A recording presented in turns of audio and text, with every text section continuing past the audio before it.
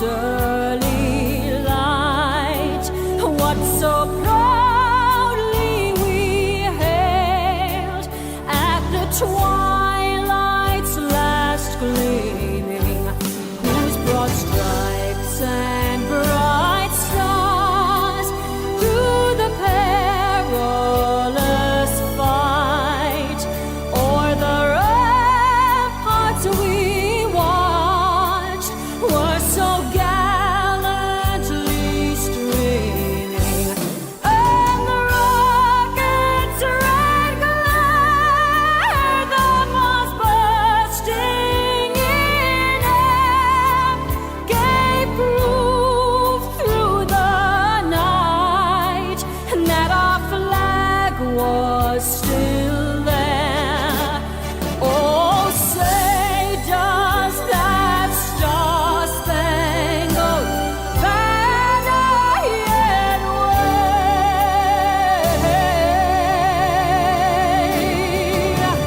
o'er the land of the free and the home of the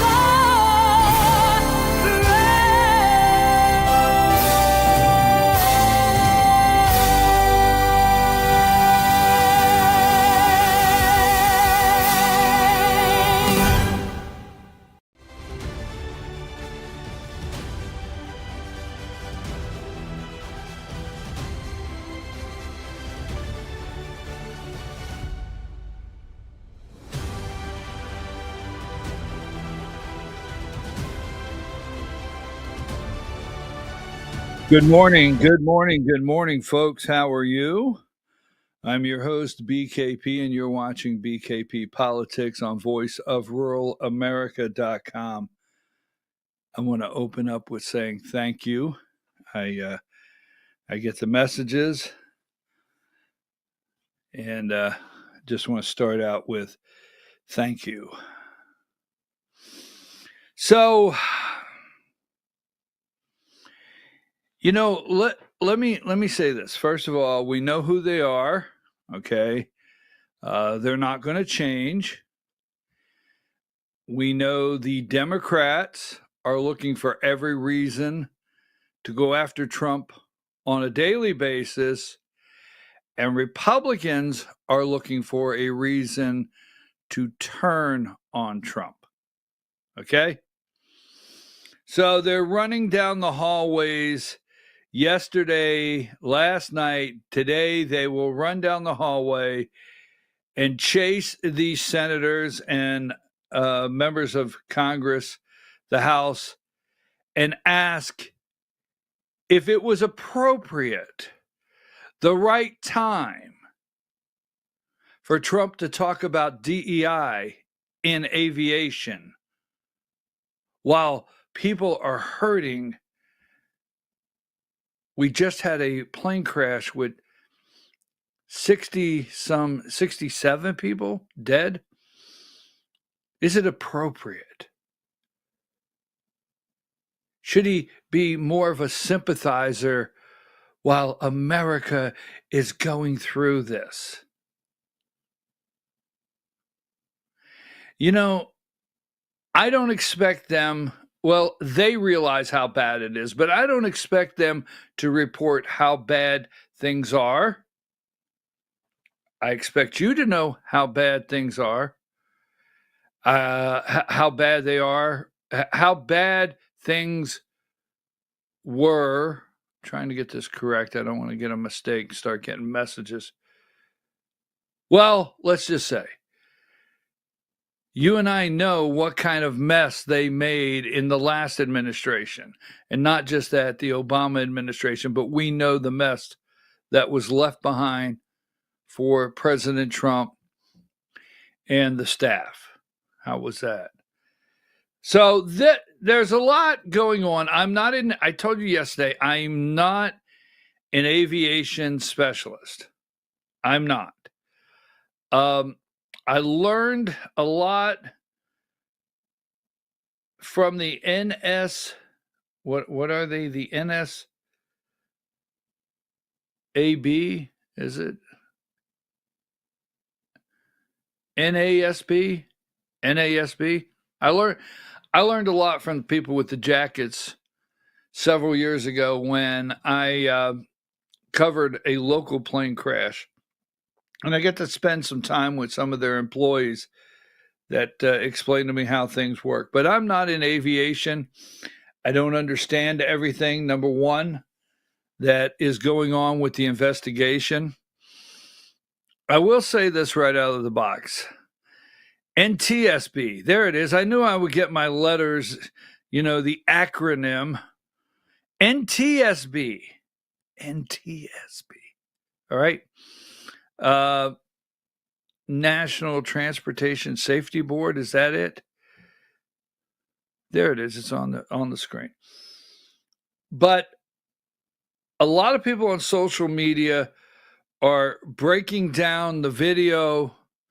They're breaking down the video, the helicopter, words, phrases, things that have been said. And Trump, let's start with this because we're going to get into the confirmation hearings.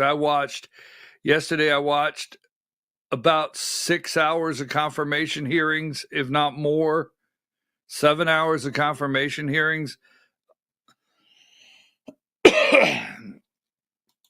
Yesterday I watched both of Trump's press conferences,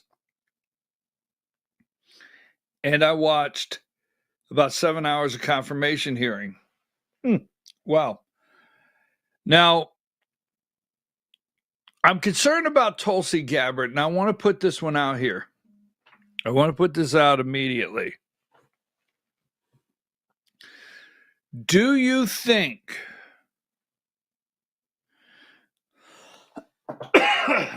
sorry about that.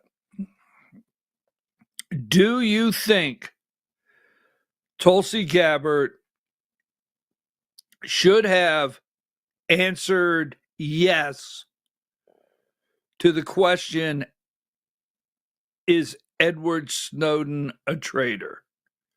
Do you think she should have answered the question yes?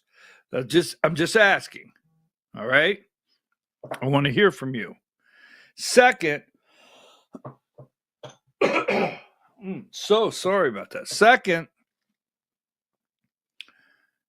we understand the intelligence agencies are in such a mess that the overeducated, arrogant, jackass senators, they are much smarter than us. I mean, there's no way that we have the intellect that these senators have.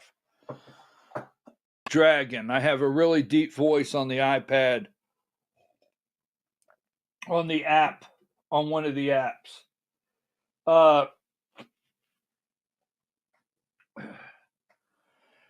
We're sorry. Sometimes the streaming program that we use, we're streaming in so many places. We're trying to check that out now, and it's someone saying I have a real deep voice on one of the apps. But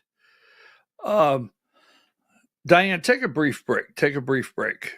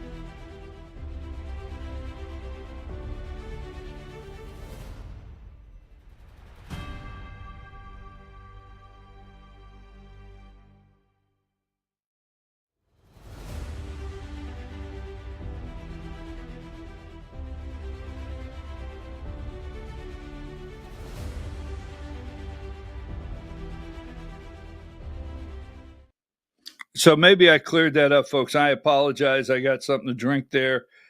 I usually keep a bottle of water over here, and I do apologize for that. So try to get started back up. But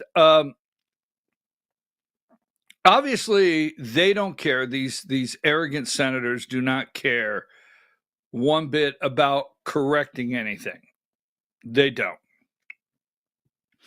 They don't care about the disaster, the trouble that is in our intelligence agencies. They don't care.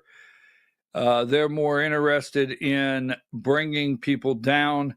Tulsi Gabbard, I'm concerned about. I will just say that I am concerned. We'll go into that. I think everybody should be confirmed. I think they got a major problem if they don't confirm RFK Jr. What do they call them? The Maha Moms? Make America Healthy Again? The Maha Moms are at that hearing like you would not believe. So take that down, Diane, and let's yeah, I get that. I appreciate it. Rumble, the voice is okay. It's on our other program, and I've asked our technical people to work on that for us, and we are doing that. Sometimes the program that we send it out, we have to check, and I don't want to take too much time on technical on whether it's my end, Diane's end, or the actual program that sends it out. So we're working on that, and we appreciate it. We have asked you to help us in every way whatsoever. Now, I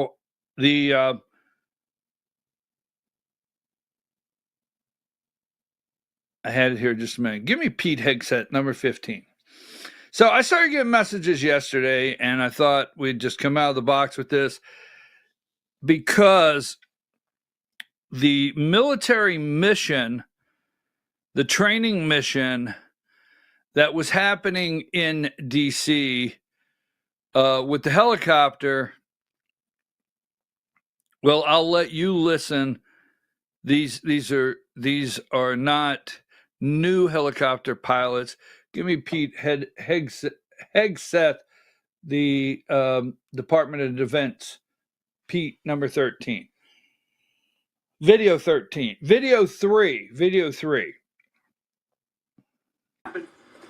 And certainly the three service members, the three soldiers, a young captain, staff sergeant, and the CW2, Chief Warrant Officer, on a routine annual retraining of night flights on a standard corridor for a continuity of government mission. The military does dangerous things. It does routine things on the regular basis. Under investigation. I understand that. Continuity of government mission. I have gotten more messages because the Department of Defense Secretary Pete Hegseth said continuity of government mission, training mission. So give me number, where's that? Number 47, Diane.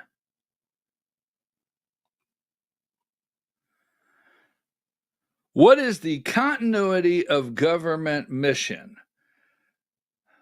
The continuity of government mission. According to the White House website, continuity of government refers to the plan in place to keep the government up and running in case of a major catastrophe or attack on Washington, D.C. Now, I would say they run this training quite often around D.C. I would say they run it quite often. I'm not going to read a lot into this, but he did say continuity of government and the plan in place to keep the government up and running in case of a major catastrophe or attack on Washington, D.C. So my one concern is there a nuclear? My one concern is Is there a nuclear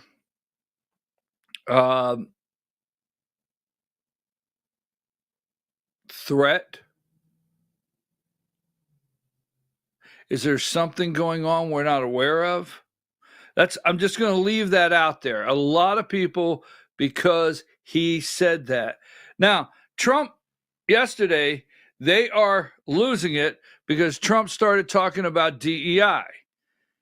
He started talking about DEI.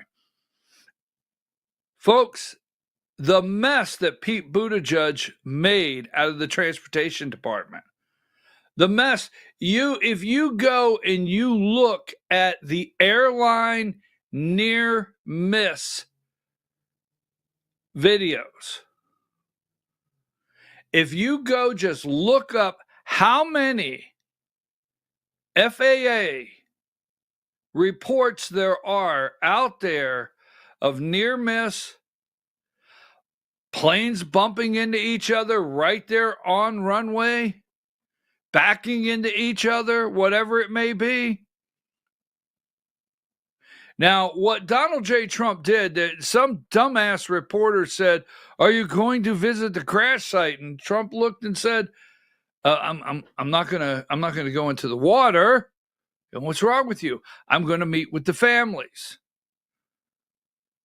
Lincoln Riley's parents, they just attended a signing that Lincoln Riley, for her namesake, the Lincoln Riley Act. And Lincoln Riley's mom said Trump said he would not forget about our daughter. He would make something happen. He would deport these criminals, and he's a man of his word. Let me tell you something. They may hate him, and they do. Because I said this morning when I opened up, Democrats are coming after him. He didn't get 100 days. He got 3 or 4 days. They are coming after him as hard as they can. But now is when they're working to turn Republicans against Trump. Now, that being said, just listen to how bad they hate Trump, and then we'll get into some of the things Trump said yesterday. Video 5. Meanwhile, President Trump seemed to have little interest in the role of consoler-in-chief yesterday, shifting quickly instead to partisan and political attacks during his press conference. The question is, was yesterday a preview of what we can expect once again for the next 4 years? Do you remember when Pete Buttigieg, well, first of all, let's get Pete Buttigieg here. Where's he at? I had to hear just a minute. Yeah. Here's video 2. Give me video 2.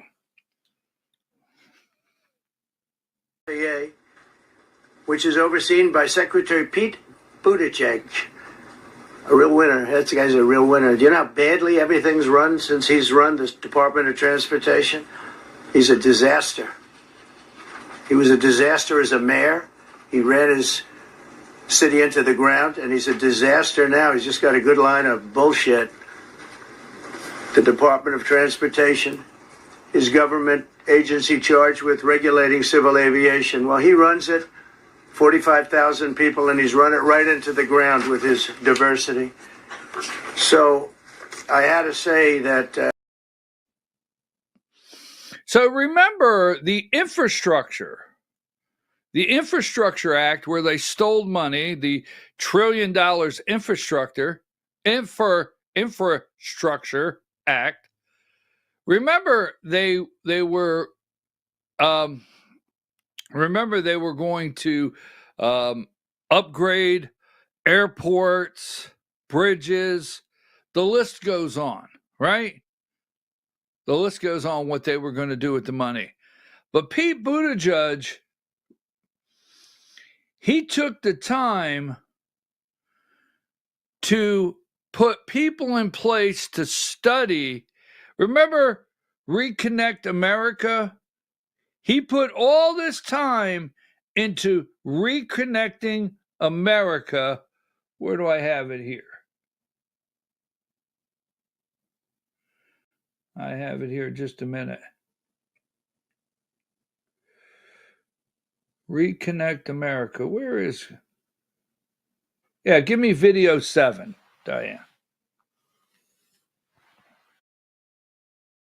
I'm still surprised that some people were surprised when I pointed to the fact that if a highway was built for the purpose of dividing a white and a black neighborhood, or if an underpass was constructed such that a bus carrying mostly black and Puerto Rican kids to a beach, or that would have been in New York, was designed too low for it to pass by, that obviously reflects racism that went into those design choices.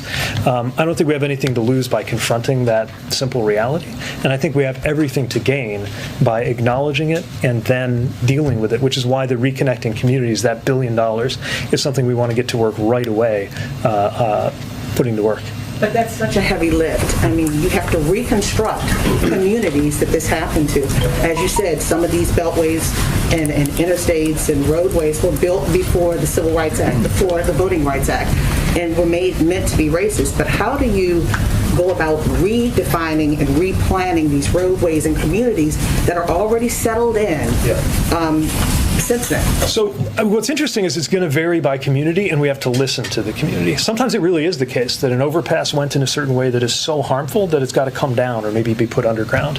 Other times, maybe it's not that way. Maybe the really important thing is to connect across it, to add rather than subtract. And that's where we don't want to impose a one-size-fits-all answer from here. But when we were out in Syracuse, for example, looking at I-81, we saw the local vision for how they want to get past those divisions. And those local ideas are going to be taken very seriously as we try to meet the spirit of this law. $1 billion. This guy took $1 billion to study racist highways. He's full of bullshit. Trump is right. Trump is 100% right. Trump said yesterday, if you watch the entire press briefing, now, they are going nuts. They are going absolute nuts. Oh, my God, how incompassionate. Oh, my God. I mean, talking about it right now. They don't have, let's see, what did CNN here have up here? Give me number 21, Diane. Trump baselessly links diversity initiatives to collision. Number 21.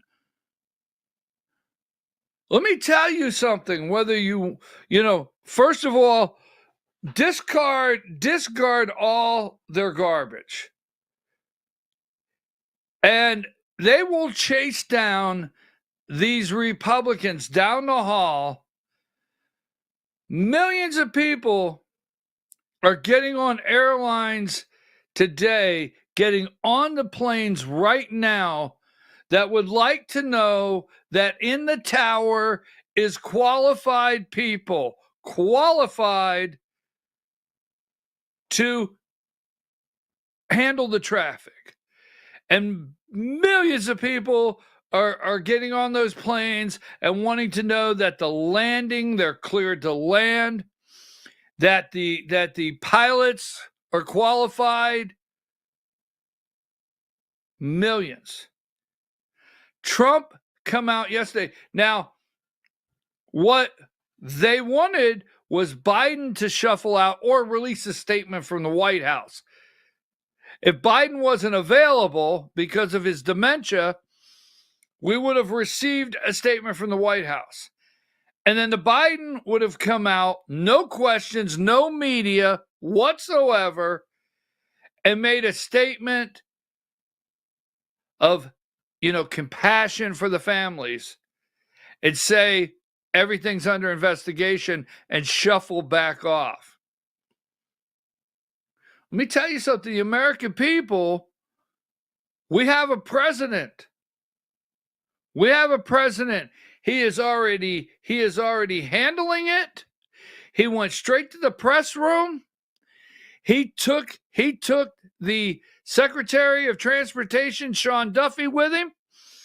He took Pete Buttigieg, Department of Defense, Secretary of Defense. He took him in the room. We even You know, Kamala Harris would be drunk somewhere, and she didn't want to be seen next to Joe mumbling and stumbling. Yesterday, in the press room, your president came out, your vice president came out, Pete Hegseth, Secretary of Defense, was there, and Secretary of Transportation. And Sean Duffy was not talking about reconnecting $1 billion of roads and studying what road in America is racist. That's just the reason I should. That's just the tip of how bad things are that they walked into, how bad the situation is that they walked into. I mean, it's a disaster. It's quite the disaster where people are getting killed. It's dangerous. Now, Trump does not put any fear in the American people to fly. The reason he went in there with the DEI, he wants you to have confidence he's going to fix it. Now, they put this guy up, this guy right here. Now, I'm trying to do the research. I think I have the right person when I say it this way. I was trying to do the research here. Give me number 80. No, 60. I'm sorry, Diane.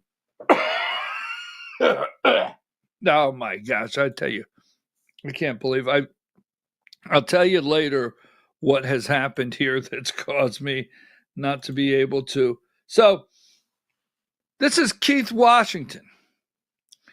Chief of Staff, he was the acting Chief of Staff. Keith Washington was appointed acting FAA Chief of Staff in June 2023. Previously, he served as Deputy Assistant Secretary for Administration at the U.S. Department of Transportation.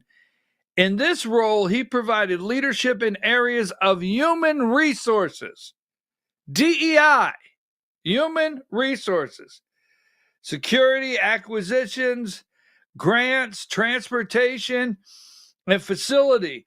I will guarantee you, if you looked at this guy's background, he spent more time in his position making sure that you met all the DEI standards to get a grant.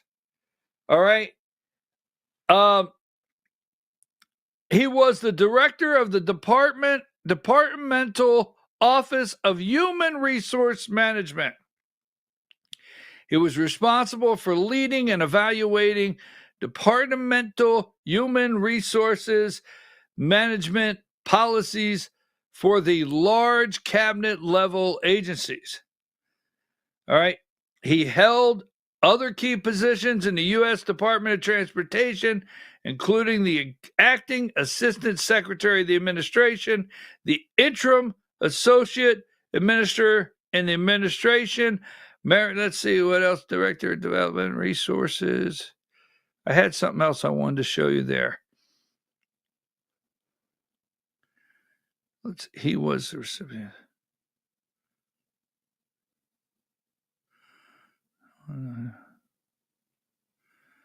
Okay, now I just want to show you something else. Give me this right here. This is an FAA DEI hiring video 12.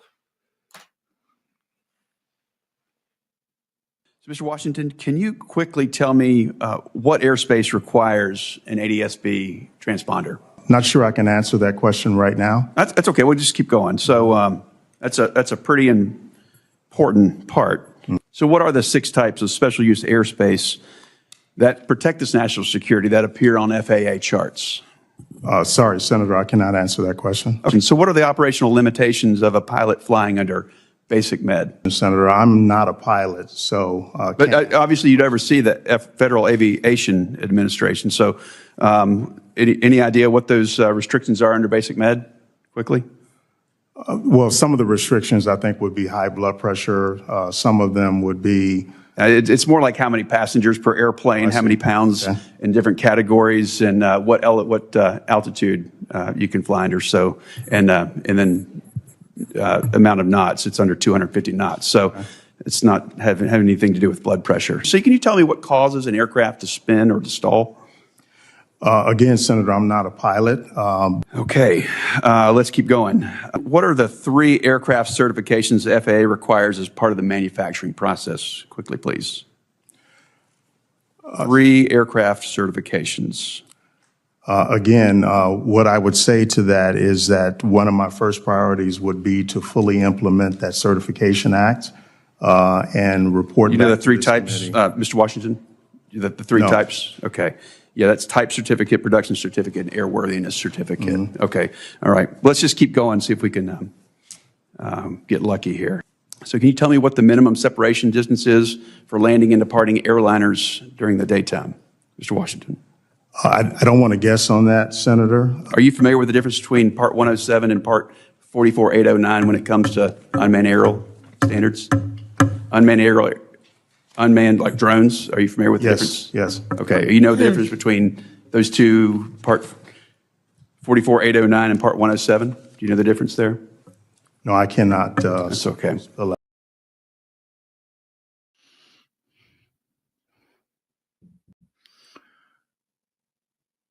This is an example of what they would put forward at any time in any cabinet level position, any assistant cabinet level position, any position in the Biden administration. This is what they would put forward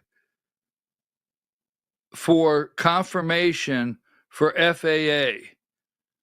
The vetting before this man ever got to this point. But you know what? I bet he met the DEI. This is a DEI hire. So take that down. Right there. Take that down, Diane. Now, so they're upset with Trump because Trump wants things. Trump wants you to be safe. All right. He wants you to be safe. Let's see. Where is, I had Trump here. Give me video.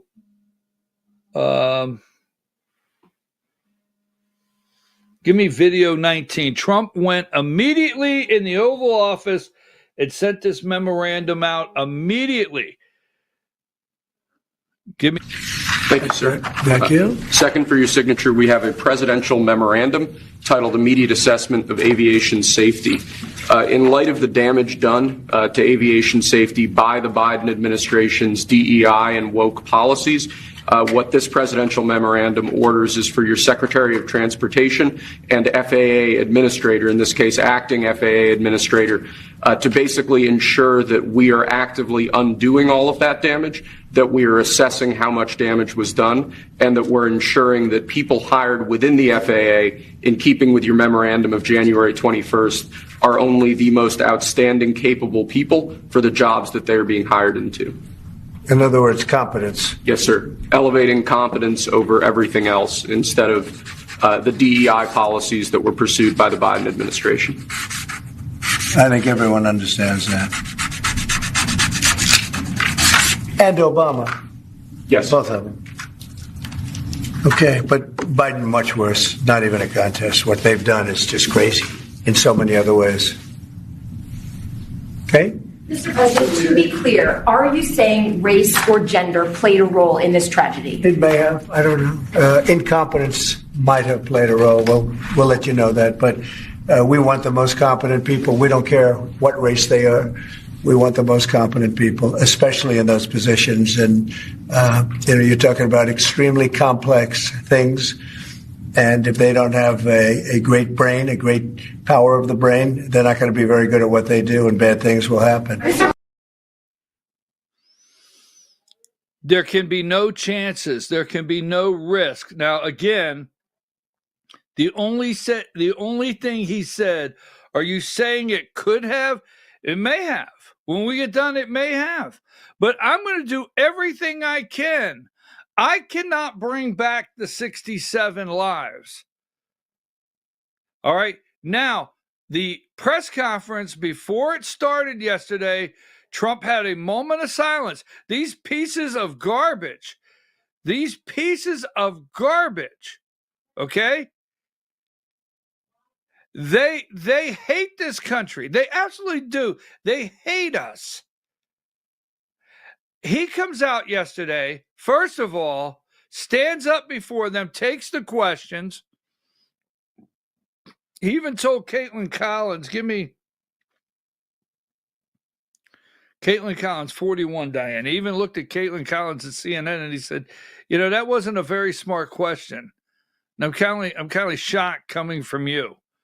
I mean, they're in there and they're already asking the dumb questions. That wasn't a very smart question. So take that down. It could have, number 44.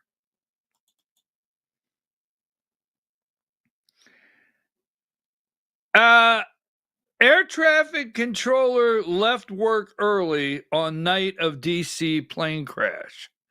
I'm going to go ahead and get out of here. Are you good with that? Sure. Can you handle the helicopters and the planes? Sure. Now, it's not against FAA rules, I understand, but as this is going on, the investigation, somebody went home early. Now, Trump immediately goes in and he addresses this. No more. I can't bring the 67 people back, but this disaster has to stop now. So give me video 1. This is from the press conference. They're not going to play this stuff. Give me video 1. The FAA's diversity push includes focus on hiring people with severe intellectual and psychiatric disabilities. That is amazing. And then it says FAA says people with severe disabilities are most underrepresented segment of the workforce, and they want them in, and they can be air traffic controllers. I don't think so. No, I don't think so. That's my president. I don't think so. They could be air traffic controllers. I don't think so. Period. Okay. Number 4, Trump, I have common sense.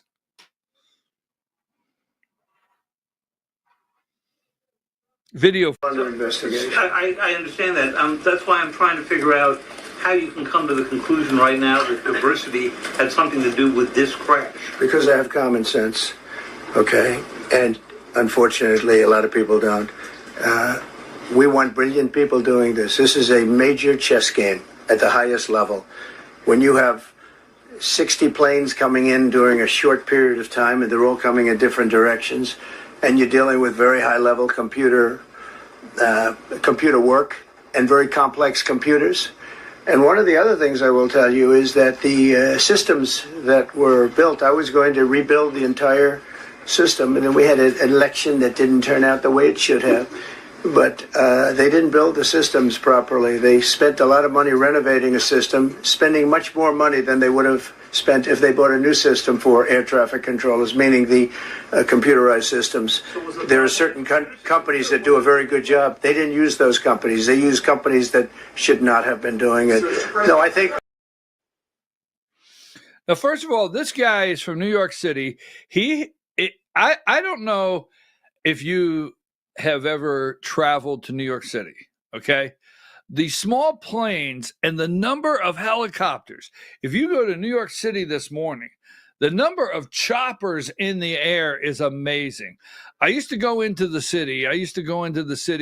And as I'm going for the Holland Tunnel, Lincoln Tunnel, or across the GW Bridge, I would look into the city and you just think to yourself, how over the Hudson, how do they control that? It's like a swarm of bees. They're moving everywhere. And this guy right here, I get so tired of these smug, arrogant people that should go to Gitmo. I get so tired of them. This guy right here, he has had an airplane. He has had helicopters. He understands aviation. Maybe he's not an expert in aviation, but he understands it, especially where he's from, New York. And Pete Buttigieg, I showed you, it was time to spend $1 billion to research racist roads in America. They're freaking out at him. What if Pete Buttigieg was there? Would someone stand up and say, Mr. Secretary, do you think in the last year, if you took the time that you spent and the $1 billion figuring out what bypass, what underpass, what cloverleaf constituted a racist road in your Connect Communities plan and put that towards the FAA, this would not have happened today? No, they would have never asked that question. It's like he said, common sense. Now, look, you can get, I don't mean you, because I don't think you will, but they can get mad out there all they want. They can get angry all they want, period. Okay? Bottom line. Now, bottom line, they can get angry all they want, period. But Donald Trump doesn't play around. 67 people are dead. He does not want to see this happen again. You just got the transportation secretary approved. They're dragging their feet on purpose. All right, moving right along. I don't know what Trump is going. I don't know what this video. Give me video 6. All right.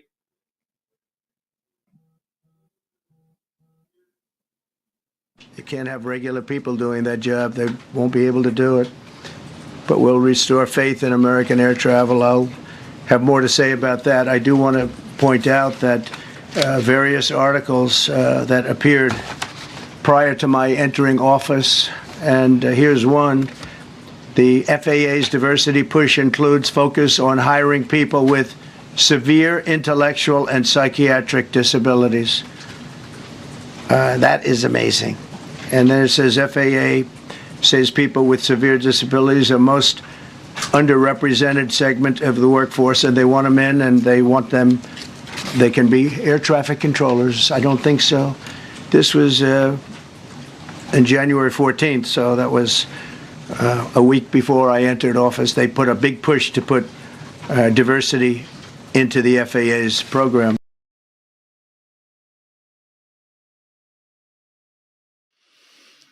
Folks, you see, now we're talking about nominees right now.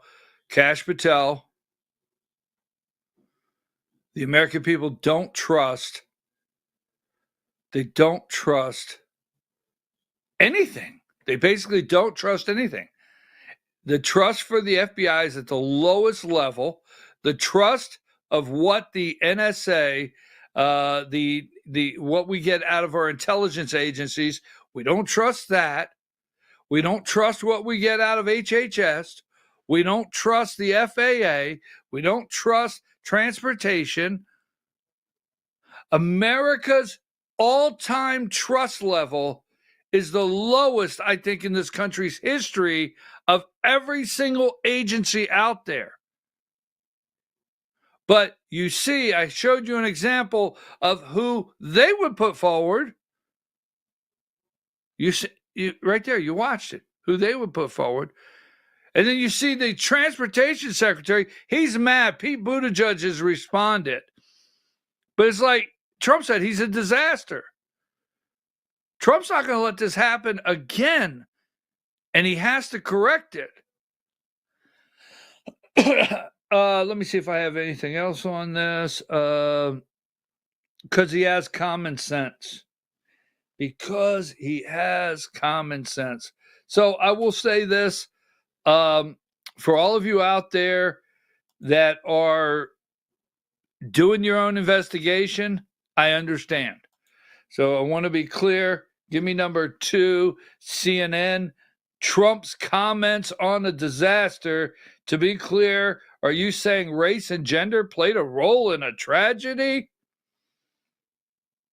No, incompetent people that are put in positions they should not be in plays the role in the tragedy, and you hiring them because an agency has too many white people, that's ignorant and dangerous, and people die. To be clear, are you saying race and gender played? No, race and gender did not play a role. The man I just put up there before that could not answer one question concerning aviation, not one. And then we got to the point, well, I think the blood pressure. No, that's not even what we're talking about. If that man would have answered every question, that black man would have answered every single question correctly, I would have said, wow, get that guy on the job this afternoon. Get him on the job. So race, okay, and gender do not play the role in the tragedy. Incompetent people in positions is what played the role in the tragedy, no matter who they are and what their race and gender. Okay, give me number 3. I've never went to the cockpit and said, "Are you gay?" I never have. I've never looked at the pilot as I'm walking in for a flight. Are you gay? Are you black? How tall are you? Now, can you fly the damn plane? Welcome aboard Flight So-and-so. You'll be happy to know we have a gay pilot this afternoon. No, I won't be happy to know. Here's what I'll be happy to know. Can he fly the damn plane?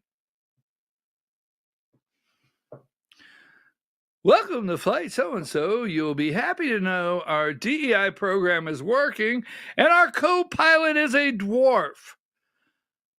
No, I don't care. He can't see out the windshield, damn it. I don't want to go up and see my pilot in a booster seat. That's true. I didn't make that up. Dwarfism is in the government list of things in their hiring. I didn't make that up. You'll be happy to know a dwarf is flying today. He can't see out the windshield, but we do meet and check off, and he's sitting right next to an Asian. No! I want to know, can he fly the damn plane? Enough of that already, right?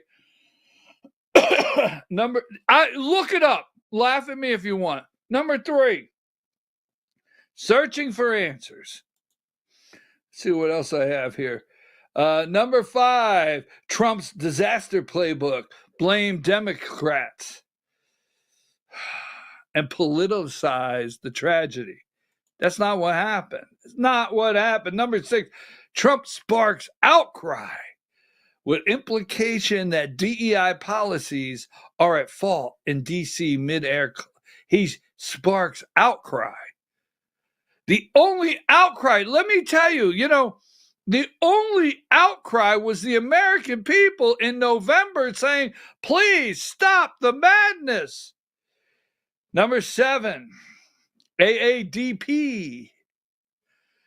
Sorry, I'm dyslexic. I can't fly a plane. I said AA. Oh, I did say PD, or did I say DP? How did I say that?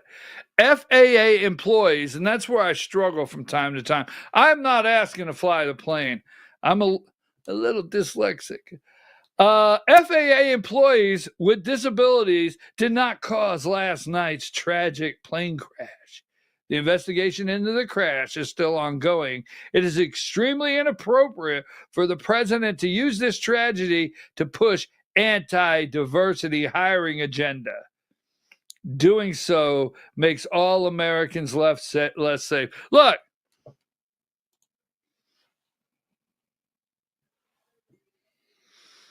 I'm not going to go there.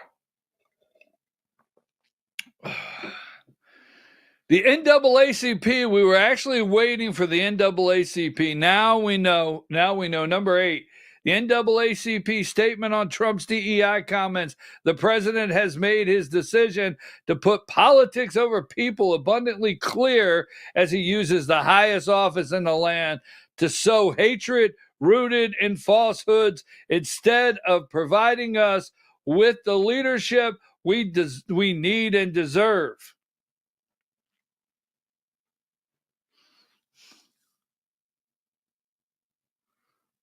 So let me just say this, because, I'm thinking I shouldn't say this.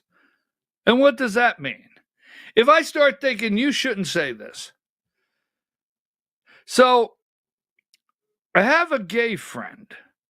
I know. Don't lose it. Don't lose it. My gay friend is a doctor. And this doctor is winning major awards based on the care and ability that this doctor has. And I would go to this doctor next week.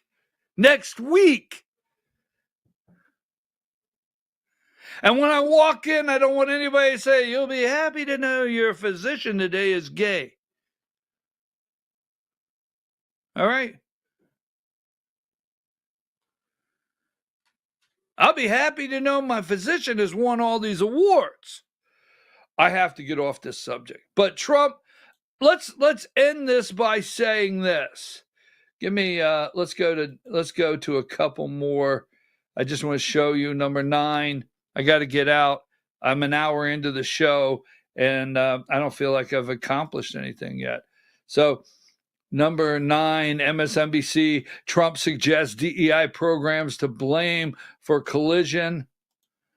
Number 10, air traffic control staffing allowed but not ideal under safety standards. Somebody went home early, okay? The microwave's broke, and I can't microwave my soup. I'm going home. Is this a preview? Number 12, is this a preview for the next 4 years? Here is Donald Trump not just coming out and saying our thoughts, our prayers are with the families of this tragedy in America, and together we will rebuild, and together we will care for one another, and together we will cry, and we will do everything together. Trump said, okay, enough of that. I got to get my ass over here and make sure it doesn't happen again, because I got 300 million Americans that need to be safe. I can't bring the 67 back. Sorry to put it that way. Number 13, President Trump signs new executive order in the Oval Office. Now, what they don't tell you is on the other side of that desk, there's 50 cameras pointed at him and reporters. He did another press conference. Yesterday, he was sober. This guy was, no, that would be Pete Buttigieg. No, that would be this guy, 14. Kamala Harris would have gotten up there, give us a word salad. But our Vice President, J.D. Vance, right there at the podium. Number 15, Donald Trump said, get up there right now. Pete Buttigieg, and he's sober 2 days in a row. Hegseth. He's going to get a, what, Diane, did I hear you? Hegseth. Pete Hegseth. Buttigieg. Did I say that? Are you sure, Diane? You've said it twice. I had to correct you. That's Pete Hegseth. Diane, are you sure you're not just trying to get me all worked up? I got the tape. Never know. Oh, God, I hate when she says that. I hate when she says she has the tape. So, Pete Hegseth. Thank you, Diane. Thank you. Pete Hegseth. All right. No, the big thing is, Diane, he's sober 3 days in a row. Can you beat that? Can't beat that. So he's there. And then Number 16, Sean Duffy, our new transportation secretary, and he was not talking about reconnecting America. Number 18, the blame game. CNN, the blame game. All right, we're going to take a break. Oh, by the way, number 19, several FBI leaders told to retire, resign, or be fired. Yes, be fired. Get out. Leaders, not the field office FBI agents. We'll talk about that in a minute. Get out. And yes, and February 6th, a national holiday. Can I say it? Should I say it? February 6th will always be known as Shit Can a Federal Employee Day. Take a break.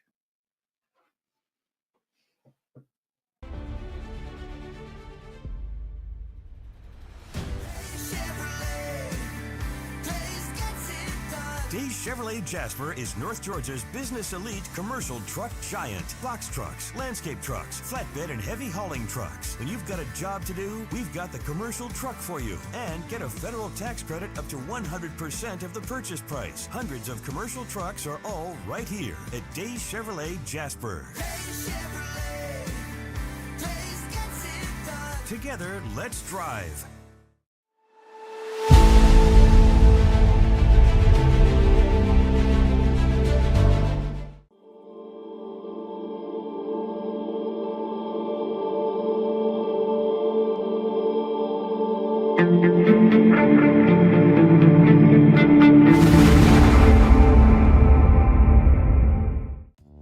Body Shop in Ellijay. Family owned and operated since 1978. The latest in cutting-edge digital technology and state-of-the-art equipment allow our iCard Gold Class certified technicians to restore your vehicle. Our second-to-none customer service will work directly with your insurance company. Major accident or minor fender bender, we take the dents out of accidents. Larry's Body Shop, North Georgia's #1 body shop. Visit us at collisiondecision.com. Why give your money to liberal media companies? Put your marketing needs in the hands of a conservative marketing professional and start getting results today. FYN Media Group, one of the top digital marketing agencies in Georgia, specializes in website design and hosting, social media promotion and management, and so much more. Visit FYNmediagroup.com or call 706-889-3564 for a free consultation. Ladies, when you wear elegant jewelry, you become a force to be reckoned with. You shine brighter than the stars in the sky, and your inner beauty radiates like the sun.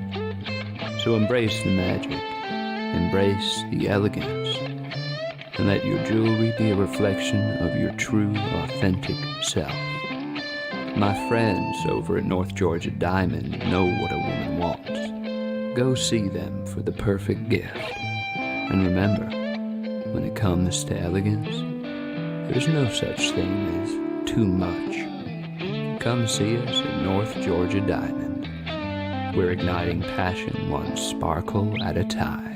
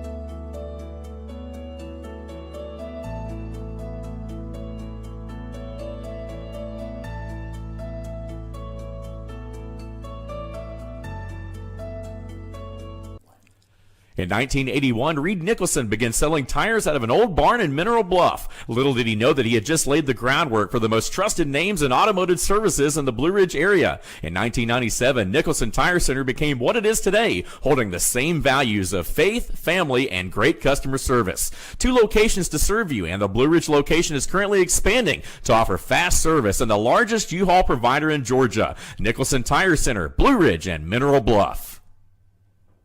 This is a special report. Knowing how to invest your money is harder than ever before. Dealing with stock market volatility, record debt, and terrorist attacks requires new thinking.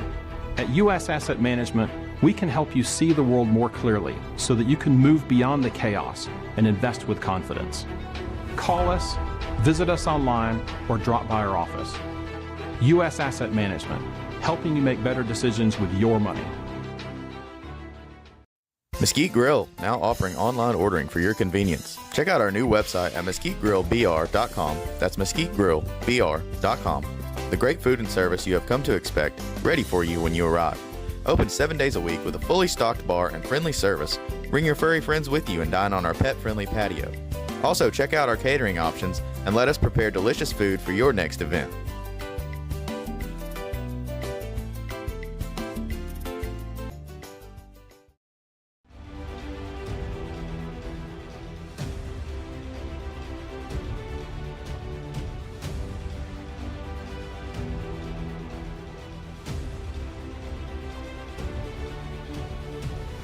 All right, folks, we're back. I'm your host, BKP, and you're watching BKP Politics on voiceofruralamerica.com.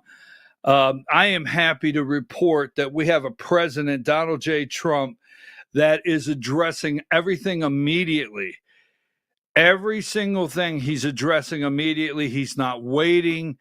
We don't have to wait till 2 o'clock in the afternoon to see if he's lucid enough to talk. We don't have to look at his calendar and see, put a lid on the day. Is that what they call a lid on the day? We don't have to do that. So, my concern this morning is, when will Republicans take the total turn against him? And I don't mean MAGA. I'm talking Republicans. Give me number 30. He's exactly right. I know many of you out there in aviation, several of you in aviation are looking into this. You've watched a video. The airplane was on a perfect routine line to approach to the airport. The airplane was perfectly set for the landing. The helicopter was going straight into the airplane for an extended period of time, meaning, okay, why didn't you see this plane? I mean, this is what Trump said. We're allowed to ask questions. The plane's coming in. You're way over here, and you just kept going right at the exact, now, just saying, for an extended period of time. It is a clear night. The lights are on the plane, were blazing. Why didn't the helicopter go up or down or turn? Why didn't the control tower tell the helicopter what to do instead of asking if they saw the plane? This is a bad situation. It looks like it should have been prevented. Not good. This came out that night. Now, Donald Trump is going to meet with the families. He's going to meet with the families, but he's exactly right. This could have been prevented. And why? And they're going nuts that he's already asking, why did this happen? All right, so confirmation hearings. Diane, I sent over several videos, and I don't get into, thank you for helping me on the Pete Buttigieg and me saying that instead of Pete Hegseth. Thank you, Diane, all right? I get wound up, and I get nothing. Those are two Pete's you don't want to mix up, okay? Excuse me. So, the confirmation hearings. Diane, I sent you a couple videos. and I never get into your playlist at the end. I don't know some of these if I can play them, like Tulsi Gabbard's opening for 9 minutes, and I don't even know what you have planned. But if you want to grab some of these on the playlist and run them, you might want to look at them, because I don't know if we can get to all of them. So we have number 4, RFK Jr. Right there. RFK Jr. grilled at the second confirmation hearing. And in number 20, we have RFK Jr. for the last 2 days. All right. We have Kash Patel and we have Tulsi Gabbard. Now, I wouldn't get shocked if RFK Jr. and Kash Patel both have to have the vice president, J.D. Vance, just like Pete Hegseth in defense, vote for them on the 50 to make it 51. I wouldn't get shocked if both of those. And here's what else I won't get shocked. Number 22, I don't know anything, but number 22, I watched, when I say the majority, I watched the majority of Tulsi Gabbard's hearing yesterday.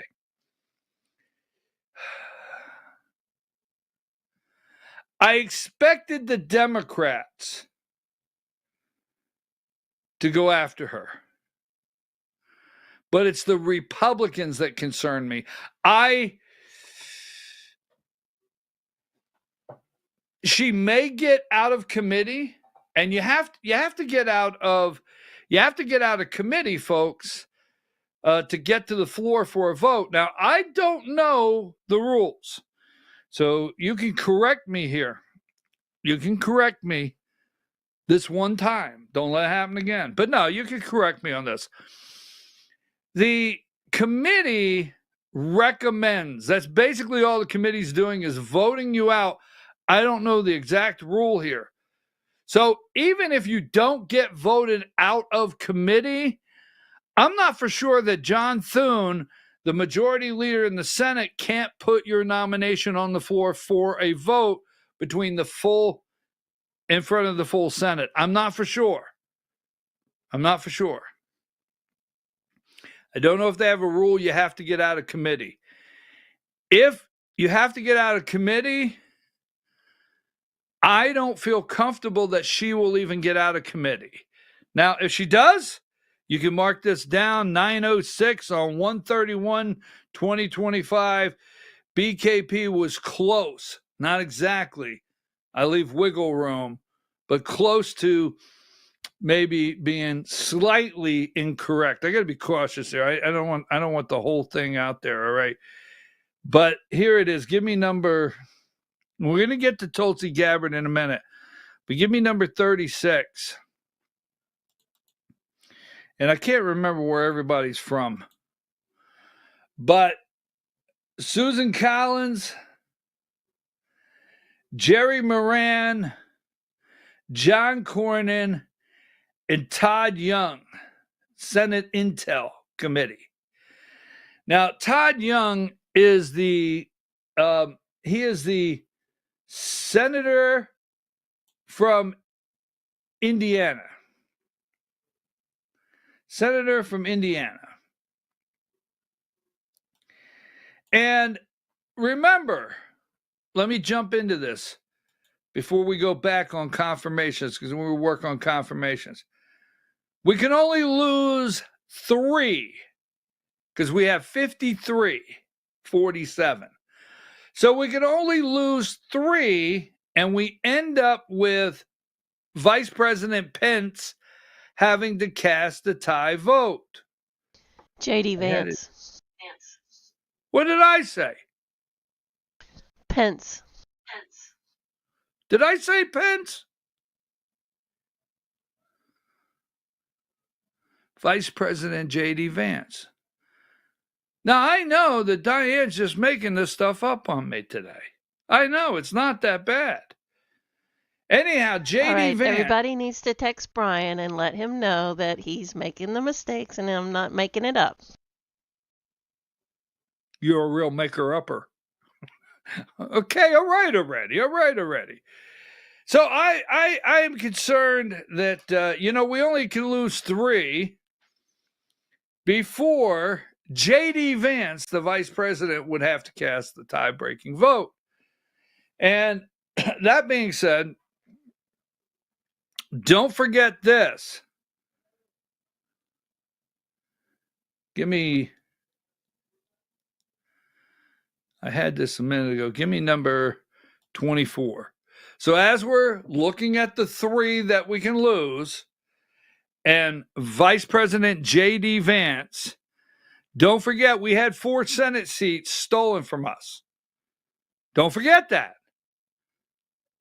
As we're talking about confirmation, Wisconsin, Michigan, Nevada, and Arizona, don't forget we should have 57 seats right now, not 53. Always keep that in the back of your mind as you hear we can only lose 3 seats. Because when they stole these right out from under us in broad daylight, they knew at any given time they can pull the string on Collins, pull the string on Mitch McConnell, pull the string on Murkowski. They knew they had the numbers to they could pull the string on the Senate. 57 would have made a big difference. I'll take that down. So on Tulsi Gabbard yesterday, I asked this earlier. Do you think, number 40, do you think she should have went ahead and said, yes, Snowden's a traitor? Now, do you think, just to get through the confirmation process, just to get through it, because yesterday was not the day to show America that they don't care about the intel community. They pulled up a tweet at 11 o'clock at night, the night Russia rolled into Ukraine, where apparently she said something to the effect that this could have been prevented. We're in talks with Ukraine and we want to put weapons in Ukraine right on the soil. We want to go right up to Russia, and Russia said no and rolled in. So these senators kept referring to Ukraine as innocent. Yes, Ukraine, the laundromat that's been washing money for these corrupt politicians for years. They kept bringing that up. Hey, Trump just released something. You have it on your text. Trump just released something about the helicopter. Okay, thank you, Diane. She's keeping up with it. You said Buttigieg twice and Pence. Thank God you have Diane to keep you straight. Oh my God. I can't believe that. Trump just released the Black Hawk helicopter was flying too high by a lot. It was far above the 200-foot limit. That's not really too complicated to understand, is it? Question mark. Thank you, Diane. You said Buttigieg. Oh, that really ticked me off. Anyhow, moving right along. Gabbard's Senate critics are more interested in protecting America's spy agencies than fixing them. Exactly. Now, yesterday, I asked you this. How many times? Give me number 38. And the senator from Indiana, Republicans kept asking about Snowden. Is Snowden a traitor? Snowden support threatens Tulsi Gabbard Senate confirmation. Now, I watched the whole thing. Oh, so sorry. Give me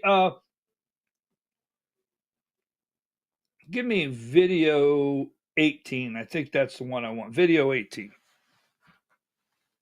Do you believe, as the chairman of this committee believes, as the vast majority of members of our intelligence agencies believe, that Edward Snowden was a traitor to the United States of America? Senator, if confirmed as Director of National Intelligence, I will work with you to make sure that there is not another Snowden-like leak. Media. It's not a moment to propagate theories, conspiracy theories, or attacks on journalism in the United States. This is when you need to answer the questions of the people whose votes you're asking for to be confirmed as the Chief Intelligence Officer of this nation. As my colleague said, this is not about you. It's about the people that serve the intelligence agencies of the United States. Is Edward Snowden a traitor to the United States of America? That is not a hard question to answer when the stakes are this high. Senator, as someone who has your served answer, in yes uniform, or no, is Edward Snowden a traitor to the United States of America? as someone who has worn our uniform in combat, I understand how critical our national security is. Apparently you don't. Apparently you don't. Let me ask you. She continually over and over said Edward Snowden broke the law. Okay? Go ahead and give me 34, and then let's jump to 36. All right? She continually said Edward Snowden broke the law. But as he said his colleagues, if you watch the entire thing, all right? Let's go to 36, and I'm going to use one for an example.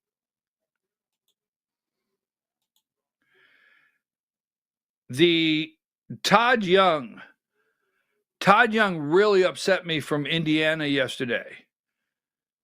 Jerry Moran, I think he's a senator from Kansas. It wasn't too bad. But Todd Young got very upset with her and kept going after her about Snowden. The Republicans kept going after her. Not one Republican that I'm aware of looked at her and said, you know, I really like the way you welcome to the party. Now, the interesting thing is the introduction she got came from, who's the lady out there in Kansas? Joni Ernst. Joni Ernst made her introduction and endorsed her. But I will tell you this, Tulsi Gabbard, I have concern on whether she's going to make it out of committee. I really do. And these jackasses. Now, we'll get to RFK last. All right. Get to RFK last. Let's see. Make sure I don't have anything else. Go ahead and give me number 37. So you're looking at, it's possible right now Trump team sweats McConnell's vote on Tulsi Gabbard. I wouldn't get shocked right now if she has about 5 no votes on Republicans. We will see. All right. Out of the 3, she is the one that I am concerned about. Now, before I move on, I want to give you clearly my opinion. I've watched, I'm going to play just a minute, video 11 of her opening. It's 9 minutes. We're not going to do the whole thing, but give me video 11 of this lady's opening here. I'm honored and grateful to President Trump for his trust and confidence in nominating me to serve our country as the Director of National Intelligence at a time when trust in the intelligence community, unfortunately, is at an all-time low. Chuck Schumer admitted a few years ago, quote, "You take on the intelligence community, they have 6 ways from Sunday at getting back at you." For too long, faulty, inadequate, or weaponized intelligence have led to costly failures and the undermining of our national security and God-given freedoms enshrined in the Constitution. The most obvious example of one of these failures is our invasion of Iraq based upon a total fabrication or complete failure of intelligence. This disastrous decision led to the deaths of tens of thousands of American soldiers, millions of people in the Middle East, mass migration, destabilization, and undermining of the security and stability of our European allies, the rise of ISIS, strengthening of al-Qaeda and other Islamist jihadist groups, and strengthening Iran. Here are just a few other examples. The American people elected Donald Trump as their president not once but twice, and yet the FBI and intelligence agencies were politicized by his opponents to undermine his presidency and falsely portray him as a puppet of Putin. Title I of FISA was used illegally to obtain a warrant to spy on Trump campaign advisor Carter Page, using a Clinton campaign-funded false dossier as their so-called evidence. Biden campaign advisor Tony Blinken was the impetus for the 51 former senior intelligence officials' letter dismissing Hunter Biden's laptop as disinformation specifically to help Biden win the election. Former DNI James Clapper lied to this committee in 2013, denying the existence of programs that facilitated the mass collection of millions of Americans' phone and internet records, yet was never held accountable. Under John Brennan's leadership, the CIA abused its power to spy on Congress, to dodge oversight, lied about doing it until he was caught, and yet has never been held responsible. Under Biden, the FBI abused its power for political reasons to try to surveil Catholics who attend traditional Latin Mass, labeling them as quote-unquote radical traditionalist Catholics. Personally, just 24 hours after I criticized Kamala Harris and her nomination, I was placed on a secret domestic terror watch list called Quiet Skies. Sadly, there are more examples. The bottom line is this must end. President Trump's re-election is a clear mandate from the American people to break this cycle of failure, end the weaponization and politicization of the intelligence community, and begin to restore trust in those who've been charged with the critical task of securing our nation. If confirmed as DNI, I will do my very best to fulfill this mandate and bring leadership to the intelligence community with a laser-like focus on our essential mission, ensuring the safety, security, and freedom of the American people. As the President's principal intelligence advisor, I'll begin by leading by example, checking my own personal views at the door, and committing to delivering intelligence that is collected, analyzed, and reported without bias, prejudice, or political influence. I enlisted in the Army because of the horrific terrorist attack on September 11th. And volunteered to deploy to Iraq in 2005, where I served in a medical unit. After nearly 22 years in uniform with 3 combat deployments to the Middle East and Africa, I'm now a lieutenant colonel in the U.S. Army Reserve, where I serve as a battalion commander of soldiers in Oklahoma, Missouri, and Arkansas. I served in Congress for 8 years on the Homeland Security, Foreign Affairs, and Armed Services committees. And it's my experience in the military and in the halls of Congress that have given me a deep understanding of the complex challenges that our nation faces, in both roles engaging with world leaders, in both roles being privy to highly classified intelligence. So I know firsthand how essential accurate, unbiased, and timely intelligence is to the President, to Congress, and to our warfighters. I also know the heavy cost of intelligence failures and abuses. Senator Collins, you led the creation of ODNI specifically to address those intelligence failures of 9/11 and Iraq's so-called WMDs. The need for the ODNI under strong leadership still exists today. If confirmed, I'll bring my experience and fresh eyes to leading the intelligence community. And my day one priorities will be to assess the global threat environment, identify where gaps in our intelligence exist, integrate intelligence elements, increase information sharing, and ensure that unbiased, apolitical, objective collection and analysis to support the President and policymakers' decision-making occur. I'll work to end the politicization of the intelligence community and ensure there is a clear mission focus in the IC on its core mission of this unbiased, apolitical collection and analysis of intelligence to secure our nation. I'll work to rebuild trust through transparency and accountability. This is a national security imperative. And I'll work to assess and address efficiencies, redundancies, and effectiveness across ODNI to ensure focus of personnel and resources is on our core mission of national security. Now, in my meetings that I've had with many of you, you expressed bipartisan frustration about recent intelligence failures as well as the lack of responsiveness to your requests for information. Whether it's the surprise October 7th Hamas terrorist attack, to the sudden takeover of Syria by Islamist extremists, failures to identify the source of COVID, anomalous health incidents, UAPs, drones, and more. If confirmed, I look forward to working with you to address these issues. Ensuring the safety, security, and freedom of the American people is a mandate of leadership that rises above partisan politics. If confirmed, my commitment to the President, to you, and to the American people is this: I will do my very best to find the truth, no matter where it leads, and share that truth with President Trump, his advisors, and you in Congress, providing you with that unbiased, timely, and accurate intelligence as you make the tough decisions that'll impact the safety, security, and freedom of the American people. Now, before I close, I want to warn the American people who are watching at home. You may hear lies and smears in this hearing that'll challenge my loyalty to and my love for our country. Those who oppose my nomination imply that I am loyal to something or someone other than God, my own conscience, and the Constitution of the United States, accusing me of being Trump's puppet, Putin's puppet, Assad's puppet, a guru's puppet, Modi's puppet, not recognizing the absurdity of simultaneously being the puppet of 5 different puppet masters.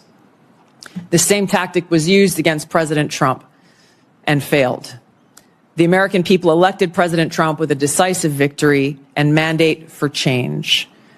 The fact is, what truly unsettles my political opponents is I refuse to be their puppet. I have no love for Assad or Gaddafi or any dictator. I just hate Al-Qaeda. I hate that we have leaders who cozy up to Islamist extremists, minimizing them to so-called rebels. As Jake Sullivan said to Hillary Clinton, quote, Al-Qaeda is on our side in Syria.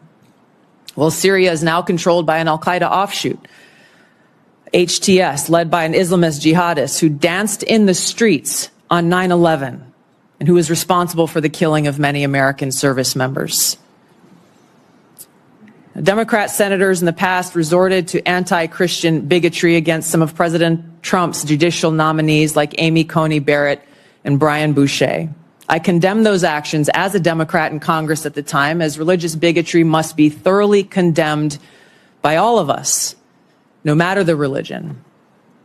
Unfortunately, there are some Democrat senators who still don't understand the principle of freedom of religion and Article 6 of the Constitution. Quote, no religious test shall ever be required as a qualification to any office or public trust under the United States. Unfortunately, they're once again using the religious bigotry card, but this time trying to foment religious bigotry against Hindus and Hinduism. If anyone is sincerely interested in knowing more about my own personal spiritual path of Hinduism, I welcome you to go to my account on X, where I'll share more on this topic. All right, so I didn't have a breaking point, Diane. I think you can understand that. I didn't have a breaking point. But they needed to know about Edward Snowden. And it is a fact. Gabbert's Senate critics are more interested in protecting Americans' spy agencies than fixing them. Now, yesterday, Tom Cotton opened up, the chair of the Intel Committee, Senate Intel Committee, and Tom Cotton said that this, you gotta remember, this lady has worn our uniform. Now, if there was a gay man, just saying, a trans individual wearing a military uniform, right? Anyone else sitting there the fact 22 years with no incidents. Lieutenant Colonel, is that what we call a full bird? Is that a full bird? Lieutenant Colonel, 22 years. A member of Congress, 8 years. Okay? Tom Cotton said, as the chair of this committee, she has had 5 past FBI checks. She has gone through 5 FBI background checks in her career that are flawless. Now, yesterday on that committee, at no time could they highlight something. There's not a one of them, not the first one, that looked at her and said, well, you know, in your background check, this was alarming. In your background check, we were a little alarmed on some of the things we saw in the FBI report. Nothing at all that says that she will not be dedicated 100% to the president. She goes in every morning. Donald Trump, the president of the United States, needs someone he can trust. And she's supposed to go in every morning and give the intelligence assessment and all the options. That's the job every morning to the president of the United States. What Tom Cotton also said is that every question came back answered that they had, and her 300-page, he said her 300-page FBI background check for this position came back flawless. Now remember, these jackasses kept saying, we got to have background check. We got to, oh my God, how can we confirm without a back? Remember, the FBI background check, that's what we had to see. We had to see that. Right? They have. They got nothing. They spent 4 hours yesterday asking this lady. Now, Diane, I'm going to play this one, but there's a commercial because it is a video from our friend Alex Jones. When the commercial hits, can you take it off? Try to watch for it. Go ahead. This is Bennett on the proxy war, video 14. Are you aware that your comments about proxy wars and Russia's legitimate security concerns, to quote your own words, are in alignment with what the Russians have said to justify their invasion of Ukraine? Yes or no? Senator, I don't pay attention to Russian propaganda. My goal is to speak the truth, regardless of whether you like it or not. I'll take it. That's fine. You said you are used to speaking truth to power. Yes. Please go to the. All right. Because the lady told the truth, but all day yesterday, Edward Snowden, I asked you that. Should she have just said he's a traitor? She said over and over he broke the law. All right, we're going to take a break. When we come back, before we get to the Georgia hour at 10 o'clock, when we come back, we're going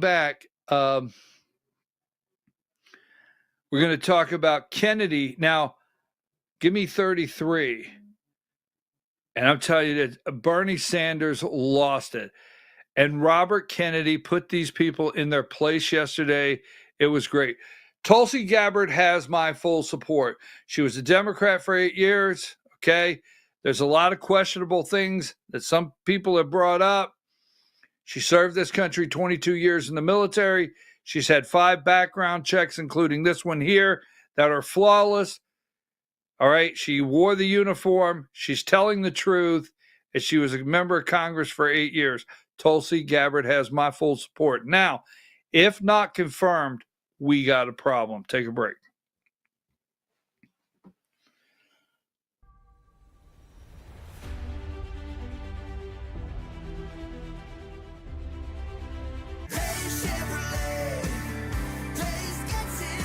We're kicking off the new year in a big way at Days Chevrolet Jasper with 2.9% financing on the all-new 2025 Chevy Equinox, plus $1,500 in Days discounts and no payments for 90 days. So keep that New Year's resolution and take on the all-new 2025 Equinox from Days Chevrolet Jasper. Days Chevrolet.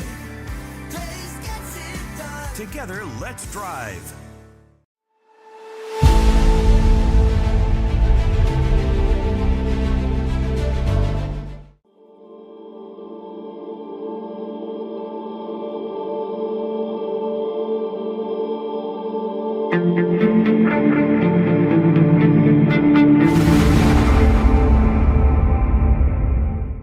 Larry's Body Shop in Ellijay. Family owned and operated since 1978. The latest in cutting-edge digital technology and state-of-the-art equipment allow our iCard Gold Class certified technicians to restore your vehicle. Our second-to-none customer service will work directly with your insurance company. Major accident or minor fender bender, we take the dents out of accidents. Larry's Body Shop, North Georgia's #1 body shop. Visit us at collisiondecision.com. Why give your money to liberal media companies? Put your marketing needs in the hands of a conservative marketing professional and start getting results today.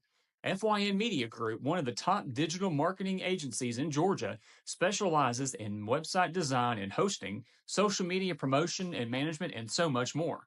Visit FYNmediagroup.com or call 706-889-3564 for a free consultation. Ladies, when you wear elegant jewelry, you become a force to be reckoned with. You shine brighter than the stars in the sky, and your inner beauty radiates like the sun. So embrace the magic, embrace the elegance, and let your jewelry be a reflection of your true, authentic self. My friends over at North Georgia Diamond know what a woman wants. Go see them for the perfect gift. And remember, when it comes to elegance, there's no such thing as too much. Come see us at North Georgia Diamond. We're igniting passion one sparkle at a time.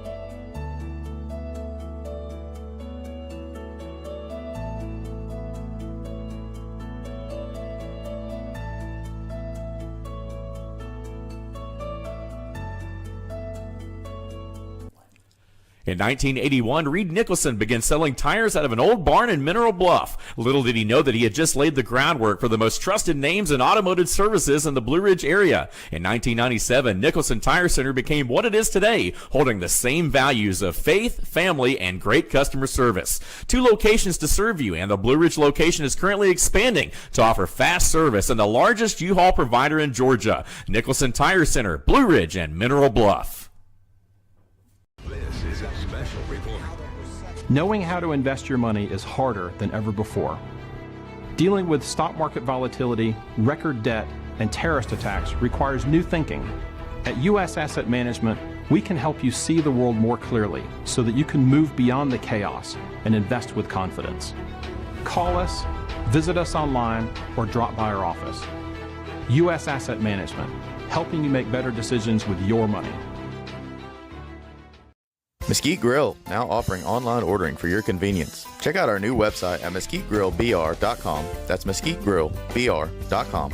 The great food and service you have come to expect, ready for you when you arrive. Open 7 days a week with a fully stocked bar and friendly service. Bring your furry friends with you and dine on our pet-friendly patio. Also, check out our catering options and let us prepare delicious food for your next event.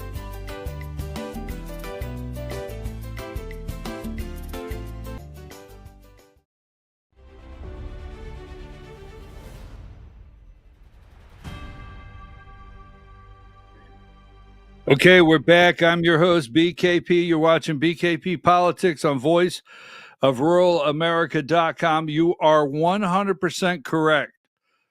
100%. Not 99, not 98, not 97. 110% correct. So I go through everything with in the break. This audience is amazing. Their fear of what Tulsi Gabbard, Kash Patel, RFK Jr., but especially their fear of what Tulsi Gabbard is about to expose through the Obama administration, through the failures of the intelligence community. Now, you got to remember, John Brennan, right? John Brennan, the spies, never went to prison. The list goes on. The intelligence community lied. They're corrupt. They went after Trump. What they're about to expose, they are attempting to stop. Now, my hope is that she gets confirmed. And if she does not get confirmed, then Trump needs to make a recess appointment, because we have to, if Tulsi Gabbard does not get confirmed and Trump does not make a recess appointment, we may have a problem, Houston. Number 23. Now over here, Kash Patel, he did an amazing job. I don't have time to go through all of his. I want to jump into RFK Jr. Because he freaked them out yesterday, and RFK Jr. But Kash Patel, I've got to give him an A+ for smooth. They would go after him. Well, you know, that's what you're reading there. I don't have it in front of me. This guy, wow, is he smooth. I got to give it to him. Now, Kash Patel, FBI, right? We know the FBI has the lowest approval rating at any time during its history right now. American people don't trust the FBI. We know that. They continued, all of them, when I say all of them, the J6 choir, video, give me video.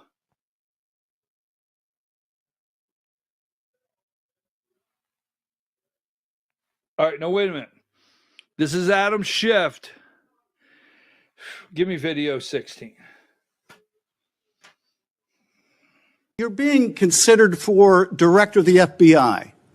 And here you did no diligence to find out whether people you were associating with now the President of the United States in song were convicted of attacking police officers. Is that who we want running the FBI? I want you to turn around. There are Capitol Police officers behind you. They're guarding us. Take a look at them right now. Turn around. I'm looking at you. You're talking to me. No, look at them. I want you to look at them if you can, if you have the courage to look them in the eye, Mr. Patel, and tell them you're proud of what you did.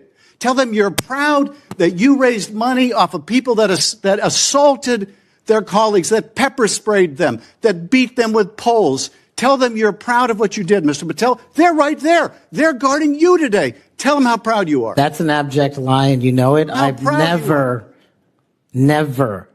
ever accepted violence against law enforcement. I've worked with these men and women, as you know, you my entire glorified life, it in song, and I did Mr. not Patel. make a single dime out of it. In song.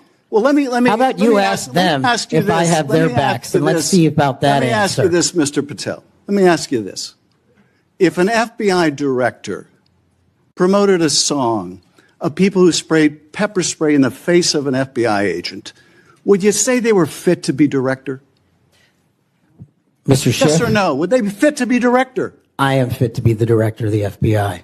If you were the FBI director and you promoted a song with someone who beat an FBI agent with a pole, would you say you were fit to be FBI director? Mr. Schiff, I am fit to be FBI director based on my 16 years and of yet government you did all service. these things, Mr. Patel. You can say, oh, I support law enforcement. I decry violence against law enforcement. You can say all that. It's what you did, Mr. Patel, that matters. It's what you did that matters. Well, let me ask you about something else that you did, Mr. Patel. Did you claim that Donald Trump declassified all the documents at Mar-a-Lago? Did you claim that? In what proceeding? To the public, ever. Did you tell anyone that Donald Trump declassified all the documents at Mar-a-Lago? From publicly available information, President Trump issued a declassification order on a variety of materials. No, I'm just asking you, did you tell the public, did you tell anyone, did you make the claim that Donald Trump had declassified those hundreds of classified documents that were Mar-a-Lago? Did you make that claim publicly? From my best of my recollection, I said President Trump issued a declassification order to a large number of documents. Yeah, and were you present when he declassified all the Mar-a-Lago documents? Senator, I'm not saying he declassified all the Mar-a-Lago documents. I said President Trump declassified a large number of documents, and I would hope this committee and the rest of Congress would want to get those documents to the American people. Mr. Patel, before a president or anyone declassified documents, wouldn't you want to know whether making the public would cause sources to be killed? Wouldn't you want to know that before you just declare they're all declassified? Wouldn't that be the responsible thing for a president to do? It was the responsible thing for us to do. That's why we declassified the Nunes memo. And did Donald Trump declassify? And no one died. And did Donald Trump ever ask any of the agencies who produced those documents whether declassifying them would put people's lives at risk? Did he ever do that to your knowledge, Kash Patel? I don't know that he didn't. Do you? No, that's the problem, isn't it? That's the problem, isn't it? So let me just ask, Mr. Chairman, if you would, Mr. Patel has said he has no problem. He would support the release of his grand jury testimony in that case. I would ask you, Mr. Chairman, ranking member, to join me in requesting, with Mr. Patel's approval, the release of those grand jury transcripts. And I would also ask Mr. Patel whether you support the release of Volume 2 as it pertains to you of the special counsel's report. Any reference to you in the report, to your truthfulness, will you support the release to this committee of those sections of Volume 2 of special counsel's report? I support following the law and providing whatever information the law requires. Well, you said to the Wall Street Journal that you support transparency. Here's your chance, Mr. Patel. You support release of that to this committee, yes or no? Your time's up. Before I Total complete jackass. Total complete jackass.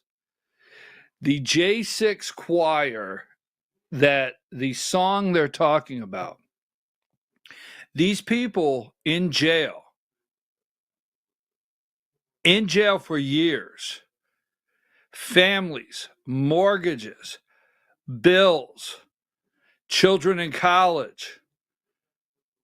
They had no way to support their families, no way to support their children. They've been thrown in jail for 3 years. They put together this song and raised money. They raised money to help pay the bills from these families that were in the gulag hostages that Trump released.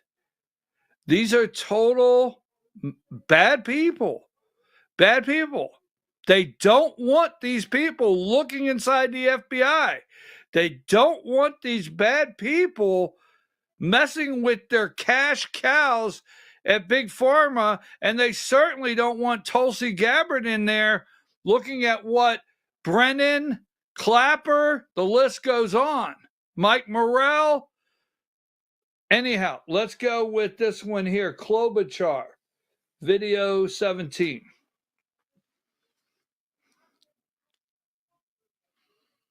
on Joe Pack's podcast, he asked you, the Capitol Police in that fake January 6th committee, they didn't tell the truth, did they? Patel, no, not just them, many others. And lying under oath is a federal offense and they should be investigated for it. Do you believe that about the police officers? That's a general statement and a mischaracterization of what I said. I encourage you to read the rest of the interview. This is why snippets of information are often misleading and detrimental to this committee's advice and consent process. If you consent, I would love to have 5 hours of questions and then I could read the whole transcript. You've got 2 minutes. Wow. In September. You got 2 minutes. You got 2 minutes. Kash Patel's cool. That is a cool cat right there. He's smooth. That's a smooth, cool cat. Oh, I'm in trouble. So I was told yesterday it's the streets are saying. The streets are saying. I was called a boomer yesterday. So you're such a boomer. My nieces and nephews. The streets are saying. So the streets are saying, let's go to this. Now, RFK Jr., number 4, this may be, and I think we all love when Bernie loses, when Bernie loses his, well, let's go to video 9. Bernie Sanders loses it. Kennedy sets him straight yesterday, video 9. I'm going to make America healthier than other countries in the world right now. Will you guarantee do what every other major country does? That's a simple question. And by the way, Bernie, the problem of corruption is not just in the federal agencies, it's in Congress too. Almost all the members of this panel are accepting, including yourself, are accepting millions of dollars from the pharmaceutical industry. Oh, no. And protecting their interests. Oh, I thought that would come. No. No, I didn't want you to come back. I was doing my Bernie Sanders impression. Get back on that. I ran for president like you. I got millions and millions of contributions. They did not come from the executives, not one nickel of PAC money from the pharmaceutical industry. They came from workers. In 2020, you were the single largest because I had receiver of pharmaceutical money from workers all over this country. Workers, you were the not a nickel from corporate tax. You were the single largest acceptor of pharmaceutical dollars. No, from workers in the industry. 1.5 million. Yeah, out of 200 million. All right, but you have not answered. Last question. I was doing my Bernie Sanders. I always, you may not know this, but I give Diane one of these when I want her to come back from a video. And I was doing my Bernie, that freaked Bernie Sanders out. You people on this panel, it's not the corruption at the pharmaceuticals, totally. You people on the panel, the deep state. So, I got that one. Where's the other one I want? Let's see. Now, I don't know how much of this I'm going to play, but here is Rand Paul. The exposure, let's go with video 15. I don't know how much of this I'm going to play. Rand Paul yesterday concerning RFK's nomination. I think the discussion over vaccines is so oversimplified and dumbed down that we never really get to real truths, and it's why people up here are so separated from real people at home. So we talk about hepatitis B. It's a terrible disease. It could lead to liver failure, as the chairman said. But the reason you have distrust from people at home, why they don't believe anything you say, they don't believe government at all, is you're telling my kid to take a hepatitis B vaccine when he's 1 day old. You get it through drug use and sexually transmitted. That's how you get hepatitis B. But you're telling me my kid has to take it at 1 day old. That's not science. And so every person with a bit of common sense, even people who don't resist vaccines, I vaccinated all my kids. I believe vaccines are one of the modern miracles beyond all pale. The Speckled Monster is a great book about the introduction of the smallpox vaccine in 1720 into our country. All miracles. But I'm not a one-size-fits-all. It's not all or nothing. I chose to wait on my hepatitis B vaccine, and we did it when they went to school. Does that make me an awful person? Does that make me an anti-vaxxer because I questioned the government dictate of whether I do it? And I'm not speaking for anybody else. I'm only speaking for myself. But for goodness sakes, let's have an honest debate about these things. The COVID vaccine. If you ask me my opinion, the reporters run up and down the hall and they say, you still anti-vaccine? No, I'm pro-vaccine. But on the COVID vaccine and on the COVID illness, there was a 1,000-fold or more difference between the elderly and children. If you don't acknowledge that, you're committing malpractice. You're showing your ignorance. If you say a 6-month-old must be mandated to get it, the science is not there. So all this blather about the science says this and the science says that, no, it doesn't. The science actually shows that no healthy child in America died from COVID. Look it up. No healthy child died from COVID. And so the thing is that it's 1,000-fold greater. So if you ask me my advice as a physician, if you were 65 or older or overweight and some other conditions, I would have said, hell yes, I'd take the COVID vaccine. The risks of the disease were real and much greater than the vaccine. But if you ask me, should my healthy 6-month-old get it? See, these are the nuances you're unwilling to talk about because there's such a belief in submission. Submit to the government. Do what you're told. There is no discussion. There ought to be a debate. You're not going to let him have the debate because you're just going to criticize and say, it is this and admit to it or we're not going to appoint you. But it's more complicated than that. And this is why people distrust government, because you're unwilling to have these conversations. And go home. Ask your Democrat young mothers, your Republican young mothers, if they're vaccinating their kid for hepatitis B and they're like, well, do I have to do it on day one? It's this precious little baby. Is there science to say you shouldn't do it?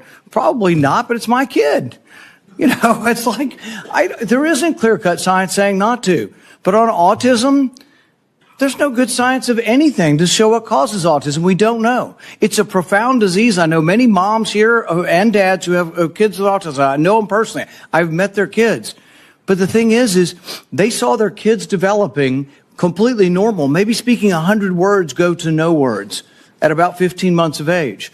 Now, there isn't proof. There isn't proof that the vaccines cause it. That's true. There isn't proof that it causes it. But we don't know what causes it yet, so shouldn't we be at least open-minded? We take 72 vaccines. Could it be? I don't know. But we shouldn't just close the door and say we're no longer, because we believe so much in submission, we're not going to have an open mind to study these things. And so it's sort of this crazy notion. Schizophrenia, I would put in the same notion. You have a kid who's completely normal to 18 or 19, and their brain goes haywire. How does that happen? It's the most bizarre disease. Shouldn't we be open? Could it be our food? It might be vaccines, it might be our food, but autism's more common. I don't know about the schizophrenia statistics, but autism is more common. Shouldn't we want to be open-minded? Instead, we're so close-minded and we're so consensus-driven that the science says this. Well, science doesn't say anything. Science is a dispute, and 10 years from now, we could all be wrong. We were told in the beginning, 20 years ago, they did this enormous study, and they said, everybody over 50 should take an aspirin. I thought, well, that's a pretty good idea. It makes sense. But you know what? 20 years later, they measured it. And they found if you had no heart disease and you were taking aspirin, your chance of dying from a brain bleed or from a stomach bleed were greater than the risk of heart disease. If you have heart disease, they still say take an aspirin. If you don't, they've changed their mind 20 years later. But would you have all said I was crazy and I should no longer be in public discourse if I had said 20 years ago, I don't feel like taking an aspirin. I ride my bike all the time. I'm afraid I might hit my head. But that's what country's about. It's what dissent is about. So just ask you to look at the larger picture and give the guy a break who says, I just want to follow the science where it leads without presupposition. I think really what we have up here is presupposition. You've already concluded. It's absolute that autism isn't caused by it. We don't know what causes autism, so we should be more humble in what we say. Sorry I didn't get to a question.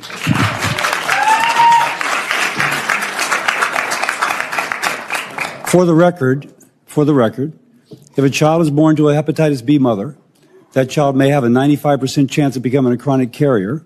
But if we vaccinate those people, and nobody's against that. But if the that's a very small percentage and a red herring. That is not what we're talking about. 99.9% of kids don't have a hepatitis B, Mom. And could they wait a while? Could they get vaccinated 3 months or a year? Yes. So again, for the record, if the mother's hepatitis B status is known, then that can be delayed.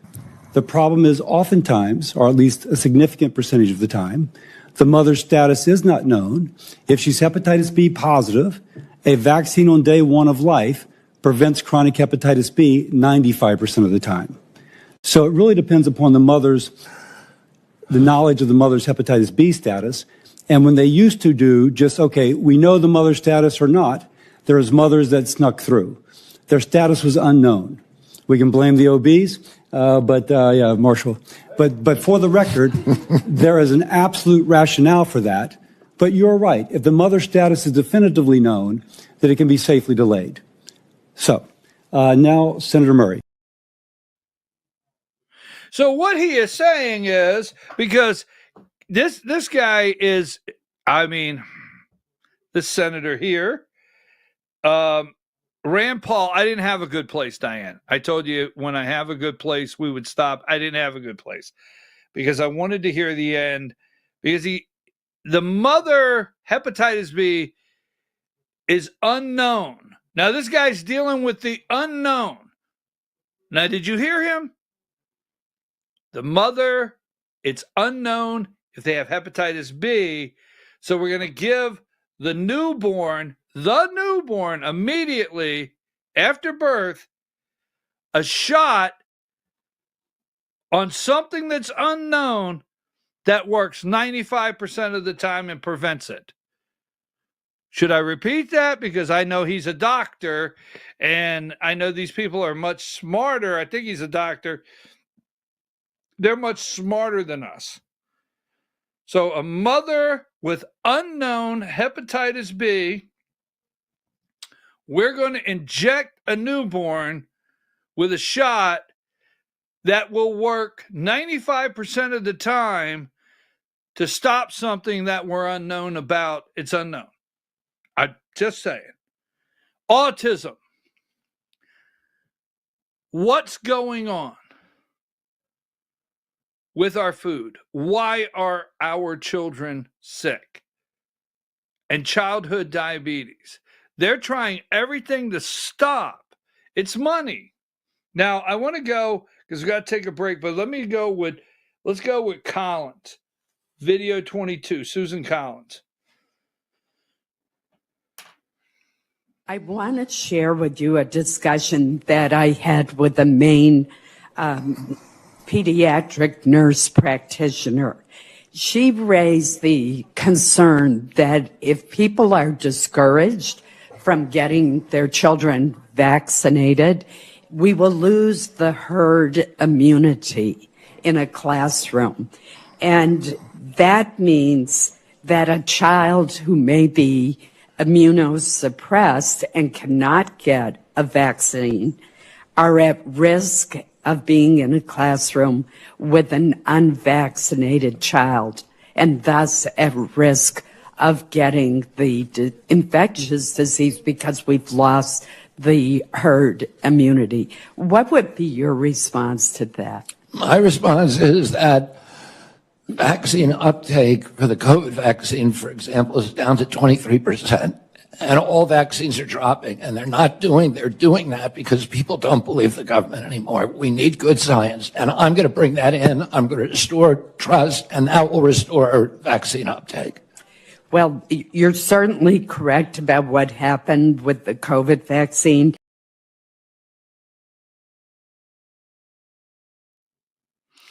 You're correct on what happened with the COVID vaccine. The American people do not trust. They don't trust the CDC. They don't trust the HHS. They don't trust Homeland Security. They don't trust the FBI. They do not trust the government any longer. They do not trust the government any longer. They don't trust legacy media. And I'll tell you what, these three, and Diane, before we go to break, give me right here, number 20. Kash Patel, there has been others, but Kash Patel, Robert Kennedy Jr., and Tulsi Gabbard, they have exposed so much this week. So much has been exposed. And I say this, if not all, and if not one, just one is not approved, Donald Trump make the recess appointment. Don't let the Republicans stop you. All right, I'm going to take a break. By the way, it's time for the Georgia Hour. I've got a couple things this morning that you may be of interest. Give me number 39. This is what's most important to the legacy media, number 39. Trump begins term with historic low approval rating, historically low.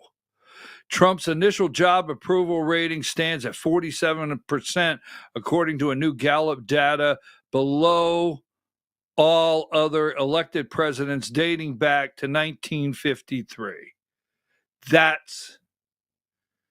me tell you something. The American people elected that guy, and they support him.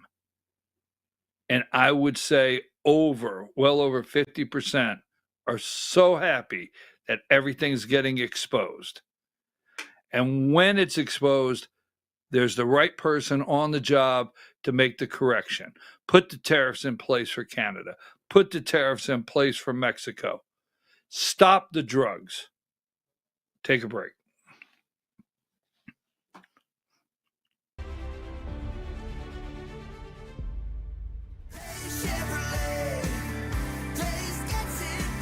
Kicking off the new year in a big way at Days Chevrolet Jasper with 2.9% financing on the all-new 2025 Chevy Equinox, plus $1,500 in Days discounts and no payments for 90 days. So keep that New Year's resolution and take on the all-new 2025 Equinox from Days Chevrolet Jasper. Days Chevrolet. Days gets it done. Together, let's drive.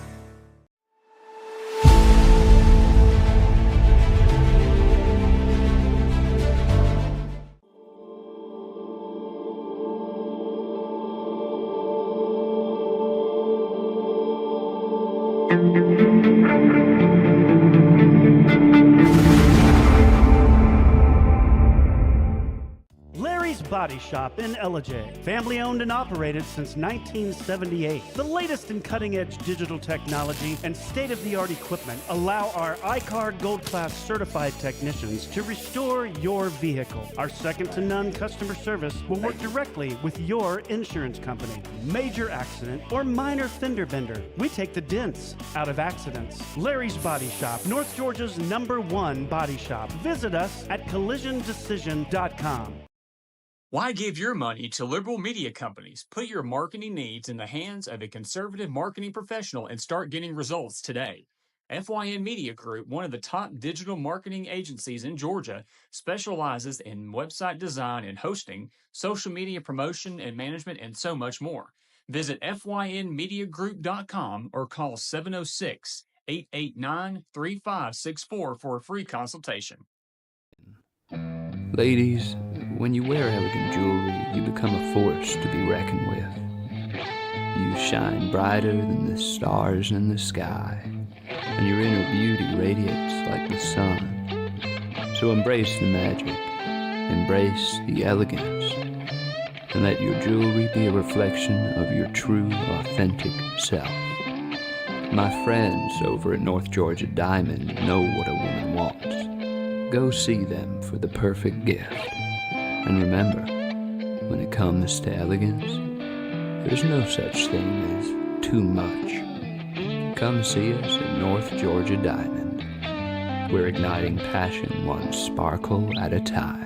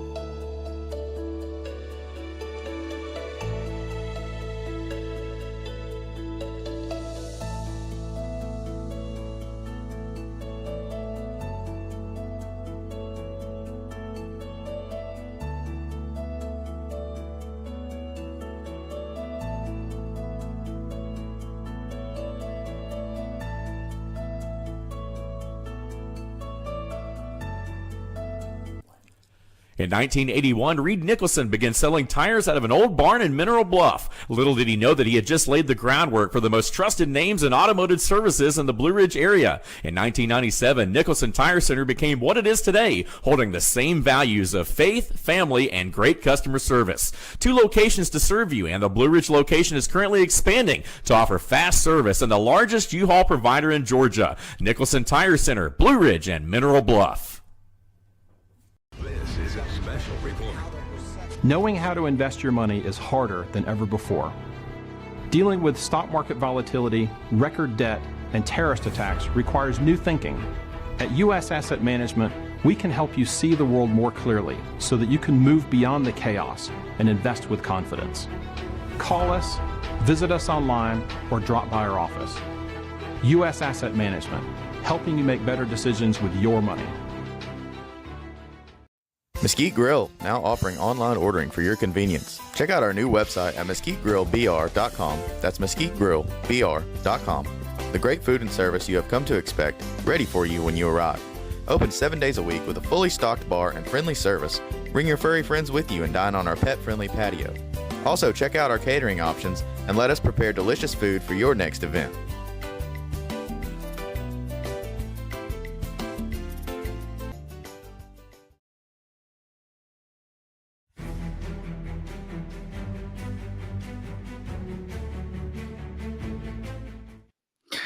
Welcome to the Georgia Hour with BKP. Welcome to the Georgia Hour. You know, Diane, I said I had a couple videos that would work on your playlist, but I went ahead and took those videos anyway. I had no stopping points at those videos. I know they were long, but I had no stopping points. I'm your host, BKP. Welcome to the Georgia Hour. Now, it's Friday. Wow. Thank God it's Friday. Oh, I was so ready for Friday. It's Friday. Now, here's the thing.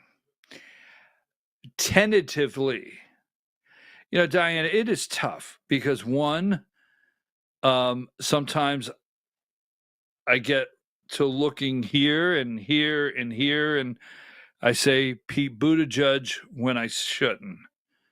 And then sometimes I look here and here and here, and I say Mike Pence when God knows you should never say that. Now, pronunciation. Tentatively, I think I have that correct, next Wednesday, I'm going to be doing a live broadcast from the Georgia State Capitol under the Gold Dome. I'm working out the details now. I've got to have internet, trying to set up an area where I can work and start setting up some interviews. So I will let you know, hopefully Monday, no later than Tuesday, if 100%, I will be down at the Georgia State Capitol on Wednesday broadcasting there. Now, we are getting into a really hot legislative time. So we started out a couple weeks ago. We asked you to start looking at legislation. Many of you are sending me messages, but it's time. It is time to start breaking down legislation, looking at it, and seeing what's under the hood. And that's now. The budget, we need to go through the budget, look at it. Need a lot of people to help us out here. So we will have some updates on that Monday. Hopefully we'll have some legislation by next Wednesday. We could talk to some different lawmakers about down under the Gold Dome. While we were on break, I got an alert that the Trump administration now has the Senate confirmed North Dakota Governor Doug Burgum, remember North Dakota Governor Doug Burgum, as the Interior Secretary. So now that the Interior Secretary, which will actually be involved in energy as the Interior Secretary. He is now confirmed. Monday, my understanding, give me number 58, Diane. My understanding, former Congressman Doug Collins will be confirmed Monday, and it's right here. He is set, I think, for a vote Monday for the Secretary, the Veterans Administration. Secretary, the ready for confirmation. The U.S. agreed to move forward with a vote to make former Georgia U.S. Doug Collins the next Veterans Affairs Secretary. That is supposed to be Monday, so that will be checked off the list. I don't want to say those are the easy ones, but that'll be checked off the list. That's for Monday. Now, before we go much further into some Georgia information, I want to make a statement. Go ahead and take that down if you don't mind, Diane. This is not a determination of right and wrong. This is not, this is not a determination of right and wrong, and this is not a conviction in any way whatsoever on your opinion. You don't have a middle-of-the-road choice. Now, there's a lot of people out there that claim to be grassroots in Georgia. We have a major problem in Georgia with everyone yelling what the grassroots want. The grassroots want this. This is from the grassroots. That is so misused, overused, and they will just say it. And I will tell you what, as someone that's always worked on a grassroots level and has never been accepted by the establishment in the state of Georgia, conservative. You get flyers in the mail. I'm the true conservative in Georgia. It's not possible. Excuse me, sorry about that. It's not possible. You cannot have a state budget increase $10 billion in 4 years and call yourself a conservative. Not possible. But, a conservative Republican, just send that in the mail. Just send that in the mail. And then political consultants said, I'll tell you what, you're running for office, send out a flyer that says, Conservative American First Republican. That'll do it. Well, the same thing has happened with the word grassroots. And the reason I say that, because I want to get into some things that the governor has put forth and some legislation that I want you to look at. You cannot, very firm, you cannot support Josh McCoon, ready? You cannot support the GOP, the Georgia GOP Inc.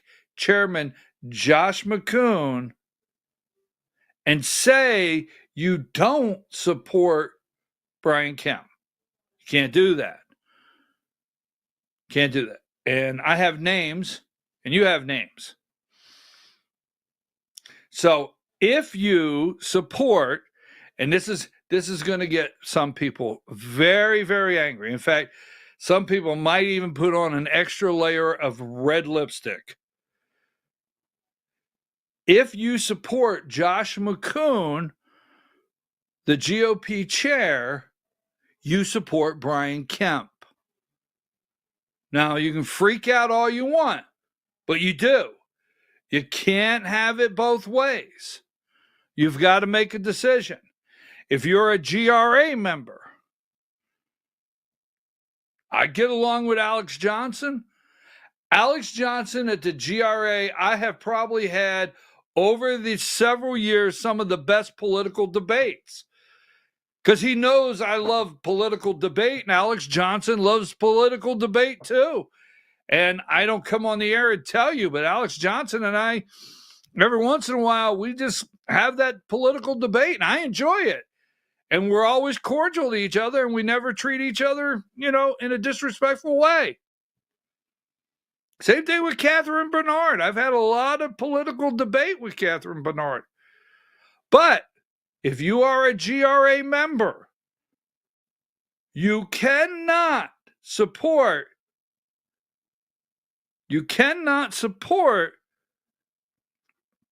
Josh McCoon without supporting Brian Kemp. Now, I'll go further into detail. It's the bottom line. Don't get mad at me. I'm not the chairman of the Georgia Republican Party that people are bragging about has unified and brought Brian Kemp back in the fold. Now, I'm not saying it's right or wrong. It's up to you. But you can't have it both ways. Now, I have some questions for you I want you to ponder over the weekend. You have homework. You got it? So give me number 51. And this is going to be one of those days where some people are going to think that I'm saying something negative about someone. And I'm not. I'm going to leave it up to you to decide. Number 51, Kemp unveils sweeping legal overhaul aimed at curbing rising insurance costs in Georgia. Tort reform, called tort reform. All right? So now this was a political stunt. That's number 51. Right? Number 55. This is an example I want to show you. Boy, Diane, I tell you what, I got to get rid of this. I'm going to have to get me some honey and whiskey. No, easy. Oh, Lord. They're going to be out there. BKP is done going to drinking. Now, look at this. You see this right here? That's a political stunt. This is what the Capitol looks like when everyone gets the memo. You get out here, okay, and you get your staff out here immediately for a photo op, or don't even think about me signing a piece of legislation from you. So this is a political stunt. That's the bottom line. All right. Show of force. The AJC's in on it, right? Show of force. The AJC absolutely loves the Republic. One more time. I'm going to get it this time. The AJC absolutely loves and supports the Democrat wing of the Republican Party. Bam! I got it that time, Diane. Yes, they love it. They will support these Democrats all the way. Now you know why they threw me out of the Republican Party in Georgia. But that's what you call show of force for all the talk about tort reform being thorny issue. It sure didn't feel like it on Thursday. No, it didn't feel like it on Thursday because Governor Kemp told John Burns and the lieutenant governor, you get everyone out here and you get the staff, or I won't sign a damn one of your bills. Well, that's the way it works here in Georgia. I don't know about your state, but that's the way it works in Georgia. So a show of force. It sure didn't feel like it. Governor Brian Kemp unveils his highly anticipated proposal aimed at limiting large jury awards in what has been one of the largest Capitol news conferences in recent memory. What a stunt! And hey, I tell you what, you can't beat those one-liners in the AJC. The largest Capitol news conference. One of. Wow. And it sure didn't feel like it in a show of force. Now, the homework you have is I have a question for you. Why is Kemp doing this? Because I have told you this over and over. Number 51. Now, don't get fooled by a headline. Kemp unveils sweeping legal overhaul aimed at curbing rising insurance costs in Georgia. That sounds good. I think that's something I can get on board with, right? Sure sounds good. Governor Kemp on Thursday unveiled a long-promised overhaul for the Georgia legal system that he pledged would rein in rising insurance rates by curbing jury awards and limiting certain lawsuits. Years in the making. Now, I have a question for you. Well, I want to say this. If you don't trust these people on Monday, how can you ask them for a hamburger on Tuesday that you'll pay them on Friday? Did anyone understand that? Did you? Huh? So let me clear that up. If you don't trust them on Monday, how can you trust them on Thursday or the following Monday or the weekend when you bump into them? How do you ever trust them? Right? Now, this is the same group of people that have not grown the party. This is the same group of people that stuck a knife in the back of the Georgia Republican Party. This is the same group of people where Brian Kemp absolutely hated David Schaefer. I don't like David Schaefer. Let me just get that out on the plate. I don't like David Schaefer. He's a phony baloney, but that doesn't mean I like Brian Kemp. So anyhow, how do you these are the same people stuck the knife in the back of the Georgia Republican Party. Same people, right?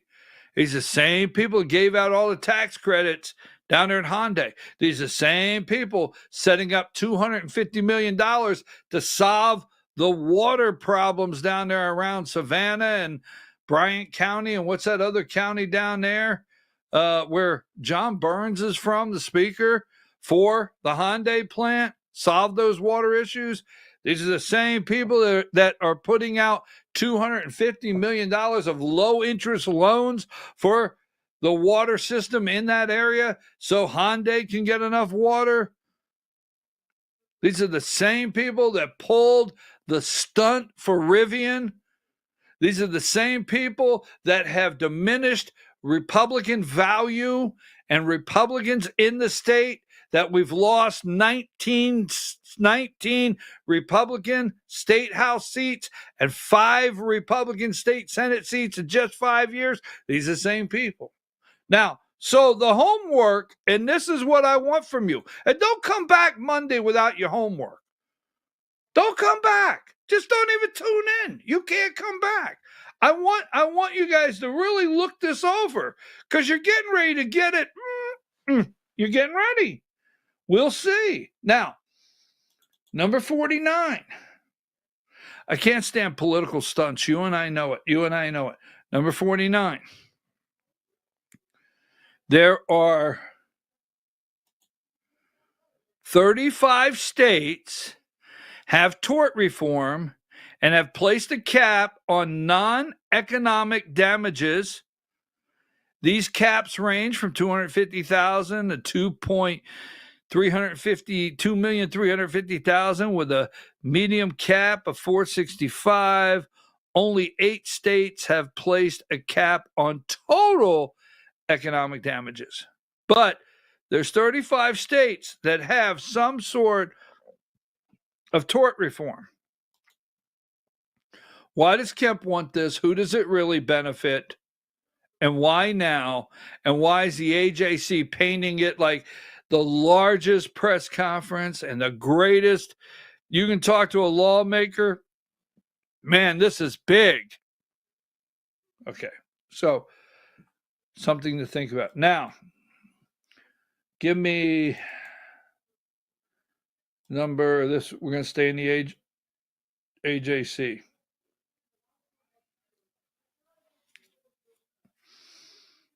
$56.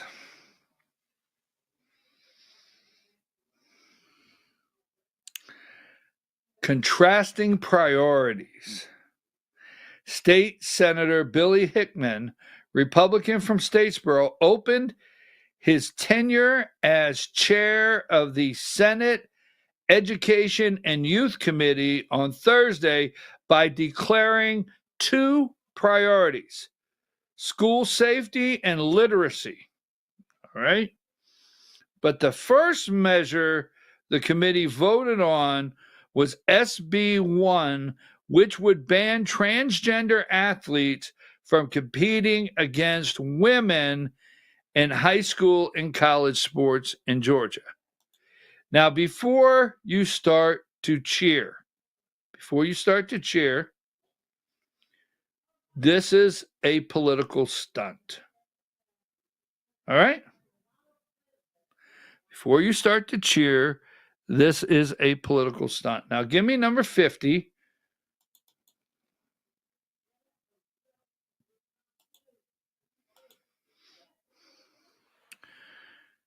Georgia takes first step towards banning transgender athletes from competing against women. Georgia Republicans on Thursday took their first step towards banning transgender athletes from competing against women, a measure partly in response to the 2022 NCAA National Swimming Championship held at Georgia Tech. Leah Thomas, a transgender woman, won the national title in the 500-meter during competition while sharing a locker room with female athletes. The event ended up launching the advocacy career of Riley Gaines, who at the time was a swimmer at the University of Kentucky and has since been the face of conservative efforts to curtail transgender sports. Now, I can hear the applause to this political stunt through the camera. I can hear the applause to this political stunt. So what are you saying, BKP? You're okay with boys putting on a one piece and growing their hair out and swimming with the girls? No, I never said that. All right? I'm going to show you in a minute. Give me number 57. This is straight out of the AJC also. That apparent discord prompted grumbling from some LGBTQ allies in the audience and some Democrats on the committee.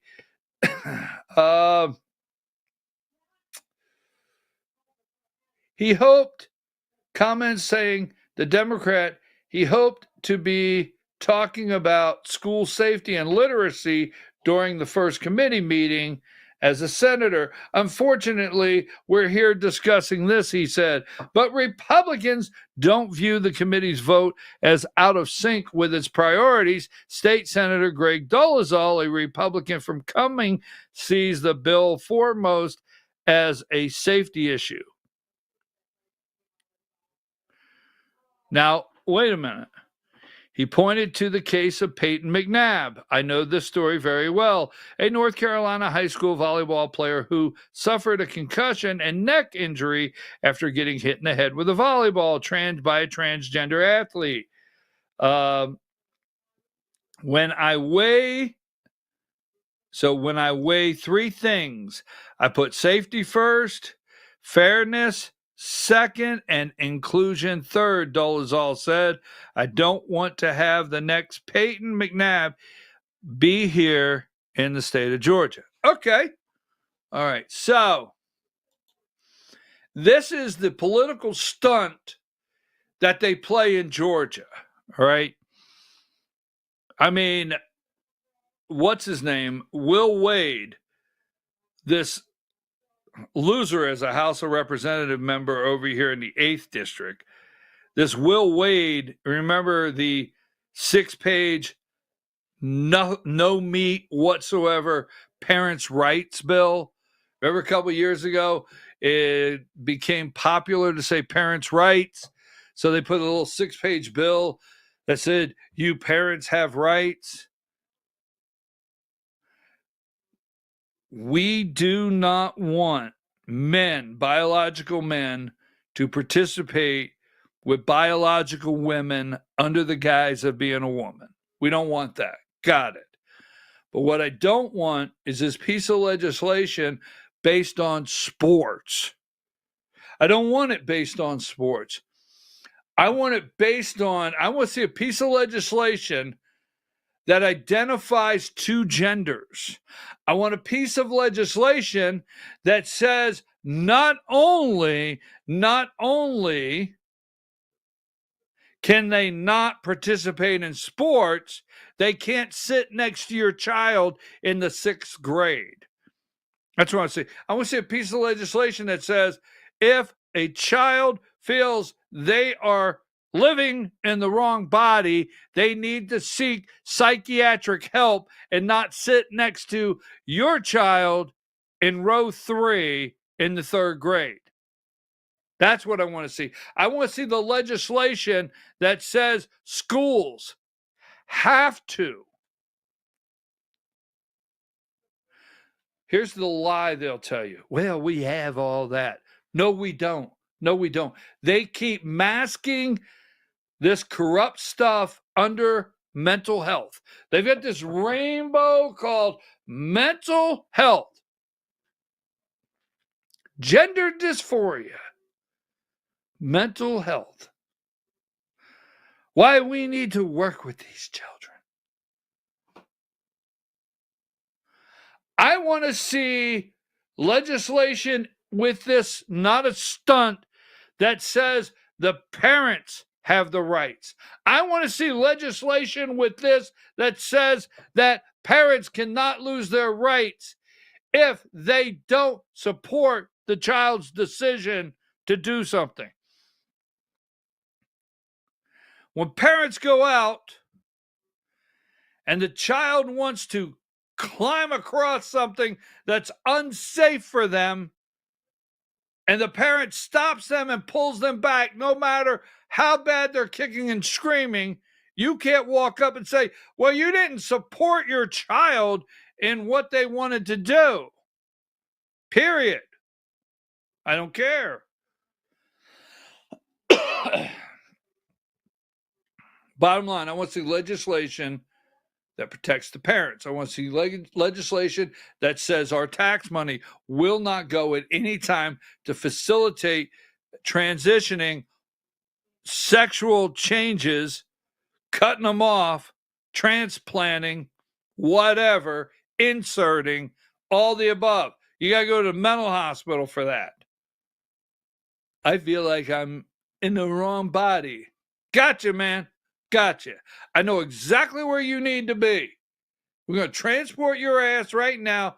Don't worry. Little white truck's going to pull up. 2 men, white suits. They're going to take you away because we don't want the kids that are trying to learn, read, literacy, actually what education should be about. We don't want you in the way.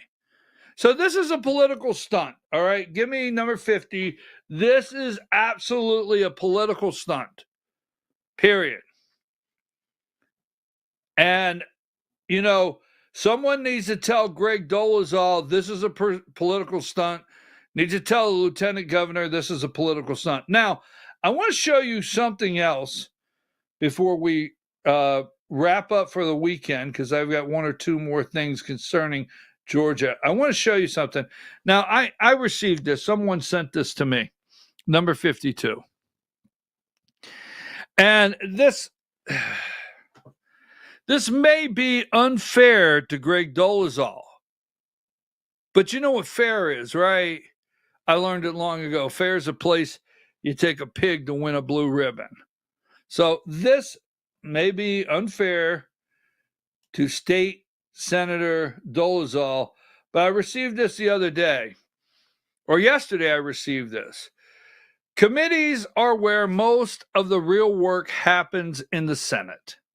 And Forsyth County will have a voice on some of the key committees in the Senate, including transportation, appropriations, finance, education and youth, assignments, right? Is that what it says? And the rules.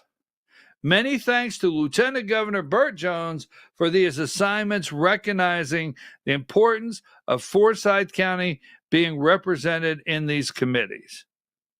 State Senator Greg Dolezal. Now, I don't think the guy is a bad guy, but let me tell you what my eyes see when this comes out.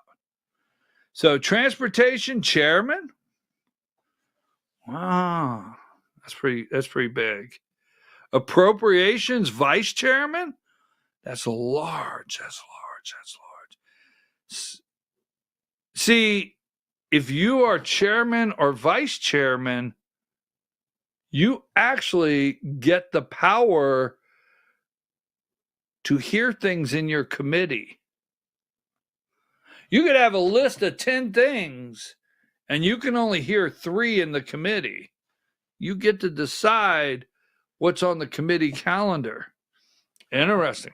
Transportation, appropriations, special committee on investigations, vice chair, appropriations subcommittee, transportation, chairman, rules, he's a member, assignments, he's a member, regulated industries and utilities, he's a member, he's ex officiado on finance, meaning he was the chairman last year. Judiciary, he's ex officiado.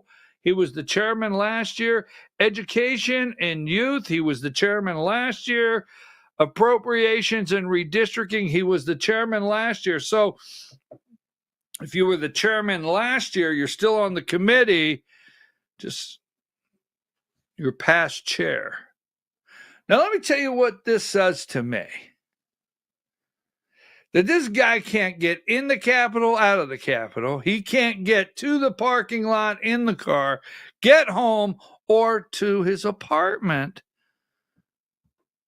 without seeing a slew, we'll use the word slew, of lobbyists. This guy has lobbyists with him basically probably 24/7. Lobbyist. That's one. The second thing I see, if you learn, this is where they make the money. Oh, yes, they make the money. This is where they get to charge you, the state, every single, as chair. Okay. Now, you know, someone's going to argue with me, but you can look it up.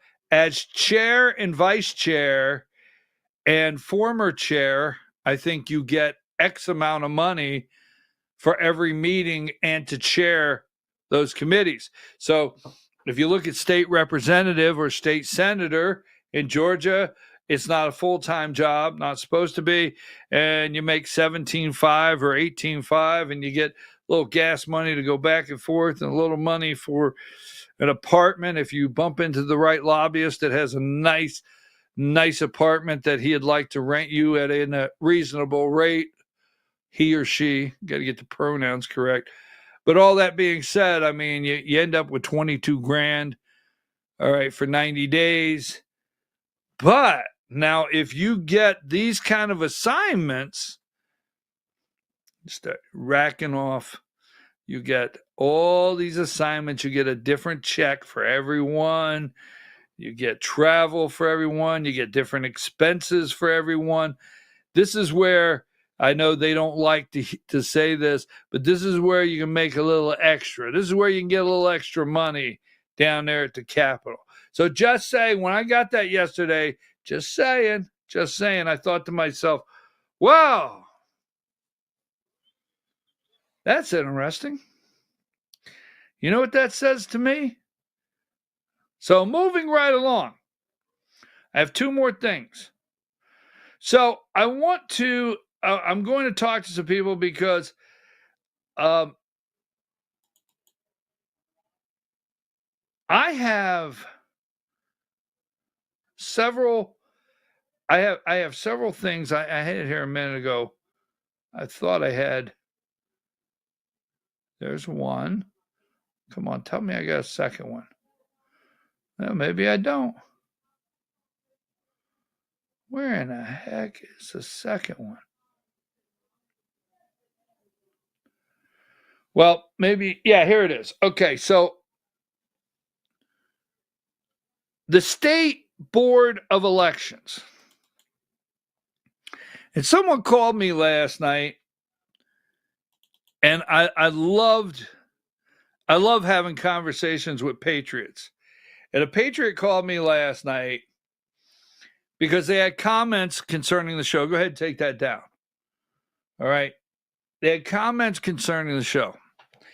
A patriot called me, and I absolutely love when you call me, you text me. I love when you have the answer.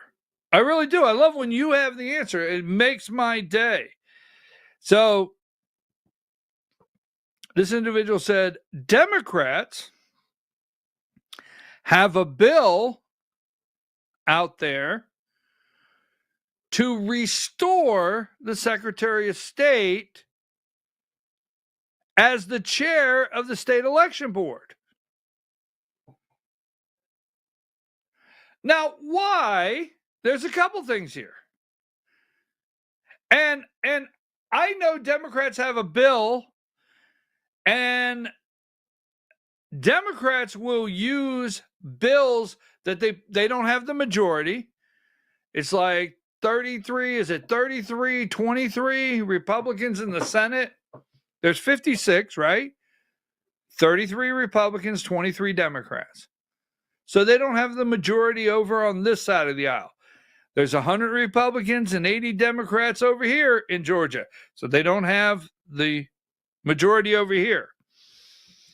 But they have negotiating power. And what Democrats will do in Georgia is they will float out a bill that's going nowhere, just to have negotiating power on another bill and to send some signals. Some signals start going off, some lights start flashing. So there's a bill out there where Democrats are wanting to restore the Secretary of State as the chairman, right, on the State Election Board. It's not going anywhere.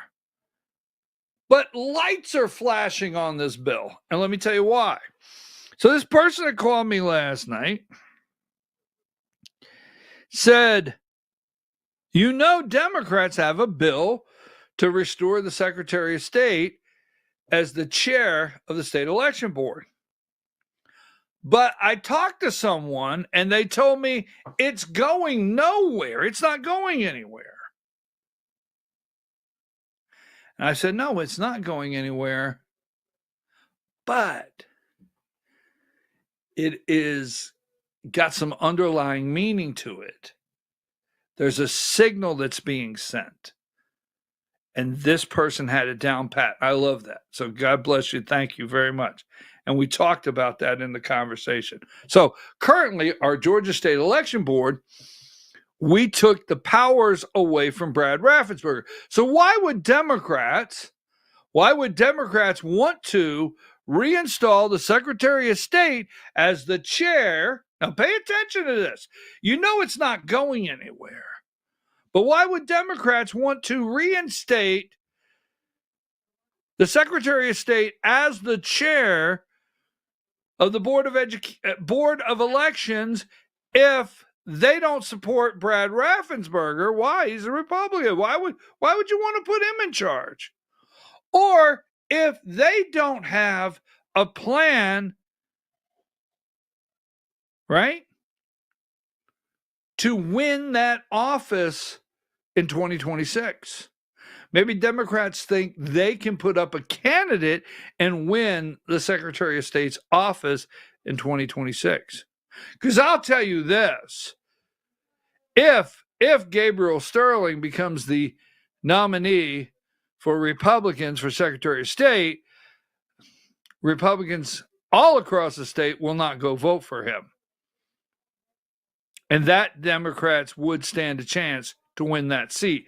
Now, not going out there on the limb too far, but don't forget that. Now, I've been talking about election integrity for years. We call it election integrity. And I'm a little concerned because we have Georgia is the land that has grown into this big election integrity grifters, okay?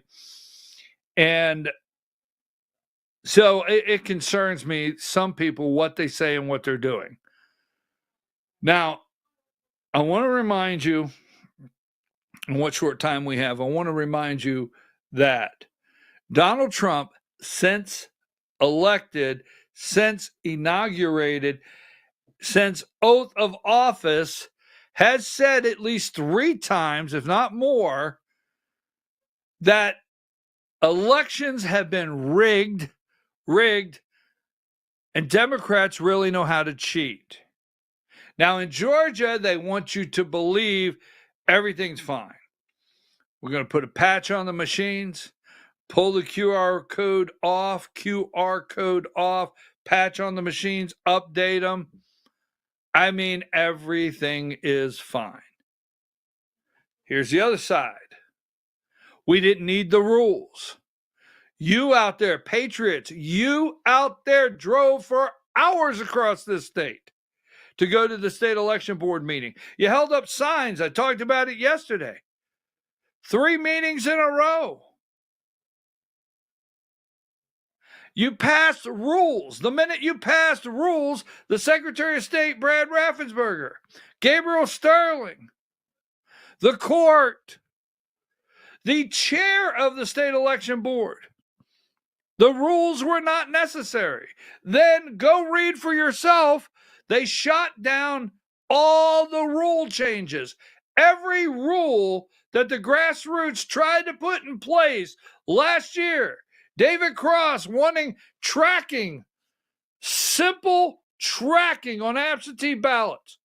We don't want to mail a ballot to the apartment project and have 19 of them with the same address or going to the same post box at a one of those mail stores or an empty vacant lot. We just want, you want an absentee ballot? Sign for it. That's it. Some kind of tracking.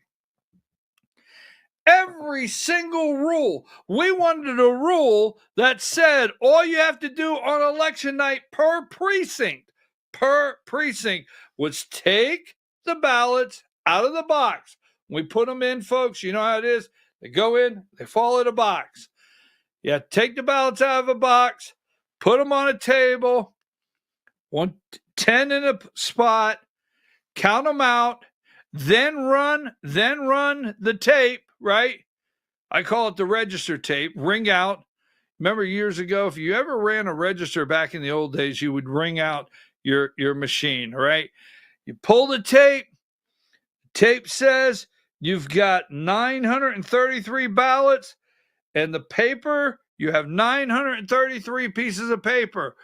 We asked to match up right there at the precinct, not count who voted for whom or who or whatever, right?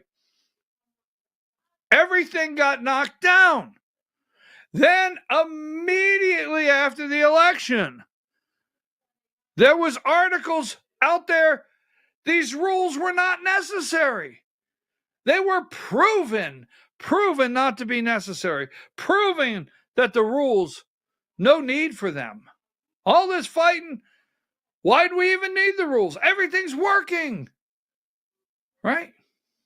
Now, I have said on this show over and over and over, we have to complete the separation of our state board of elections. We have to complete the separation.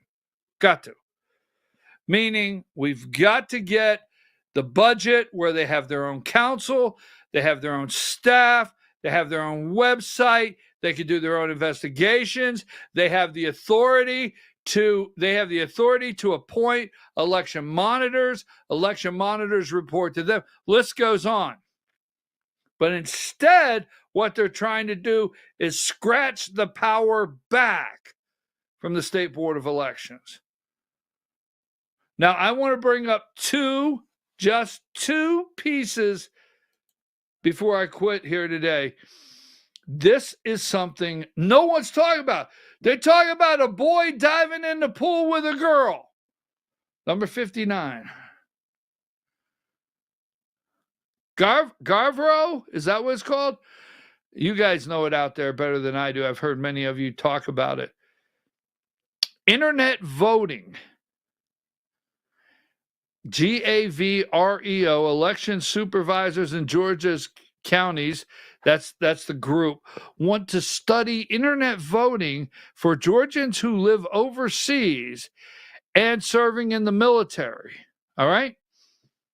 Internet voting has been rejected as unacceptable, insecure by DHS, DOD, CISA, FBI, NIST, Senate Committee on Intelligence.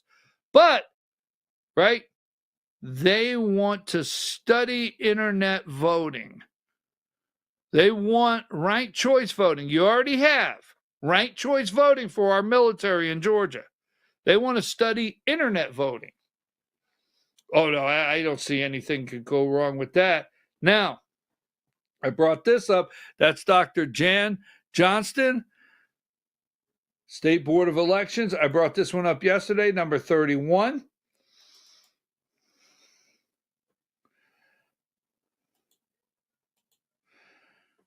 She had a meeting at the Secretary of State's office. Unbelievably outrageous. I brought this up 2 days ago. It's the 31st. This was 2 days ago. I arrived at a meeting at the Secretary of State's office last Friday and found the AJC reporter and Deputy Secretary of State Jordan Fuchs. Now, that's Mark Nisi, right?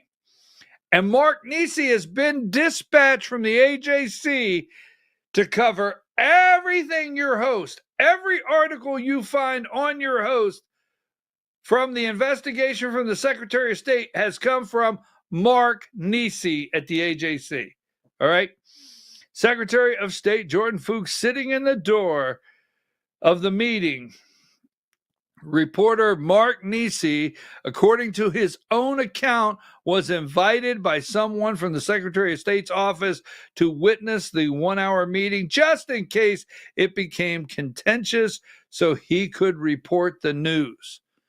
Nisi's been invited, and folks, before I got a ruling, before I received a ruling and my attorney received a ruling, Mark Nisi received it from the court first. I don't want to say from the court. He received it before my attorney or myself. Everything that happens where I'm concerned, Nisi seems to get it first before me or my attorney. Now, I want to close with this, number 27. Number 27, these are the dates. I brought this up. We'll talk about it Monday. All right. Key convention dates, 22nd, April 26th, and June 6th and 7th. You cannot support, if you don't support Brian Kemp, you can't support Josh McCoon. You can't separate that. Period. I say this because I don't want to come out with anything ugly. I don't want to use bad language. I don't want to sound vindictive. Nothing at all. Josh McCoon, I'll look you right in the camera. Josh McCoon is a bad man. He's a bad guy. Absolutely. And I'm going to tell you something. In 2026, if you want to save MAGA, you can't save MAGA listening to Debbie Dooley. You can't save MAGA listening to Sally Grubbs. You can't save MAGA listening to Candace Taylor. You can't save MAGA, the list goes on, listening to the Marxists. You can't save MAGA that way. This is the only way you're going to save MAGA. Because before the election, Marty Kemp and Brian Kemp, actually, before the election, there was hate. And after the election, it continues. So I'll close with this. You go to the weekend. Brian Kemp and Marty Kemp hate Donald J. Trump, my opinion. Don't you love when I bring it around? Now, watch this. Watch this. Watch this. You may soil your underoos on this one. Before the election, Brian Kemp and Marty Kemp did not like Donald J. Trump. After the election, Lake and Riley Act, no Brian Kemp. Brian Kemp and Marty Kemp do not like Donald J. Trump. Going forward, 2026, Donald Trump will never be on the Georgia ballot again. And they know it. Diane, I hate to do this because I do love these people. 55.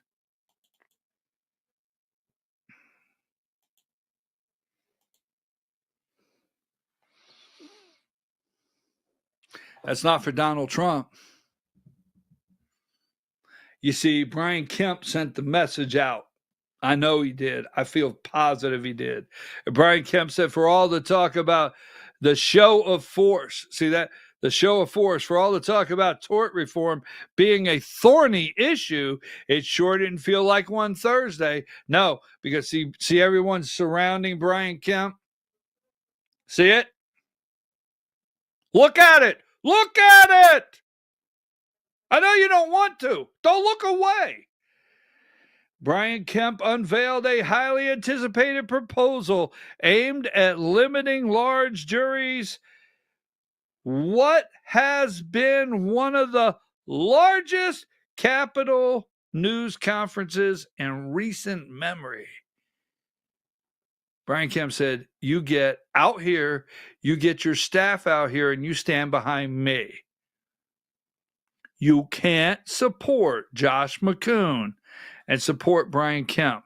And if you think Brian Kemp, and you look at this stairwell, and you look at that balcony, okay? And you think Brian Kemp, and they don't have a play to end MAGA, and you think John Fredericks, the Godzilla bullshit's going to pull his bus in here, and all of a sudden the Debbie Doolittle and the Marxist and Sally Grubbs, I can go on and on. You see, they support Josh. Josh supports this, not you. All right, so it's 11 o'clock. Diane, you don't have to come on if you don't want to, but I need a little bit. Did any of that make sense? Or am I just out there? No, it makes sense. It makes sense. Okay. All right. Number 43. Let's close with this one. This is a Georgia police officer.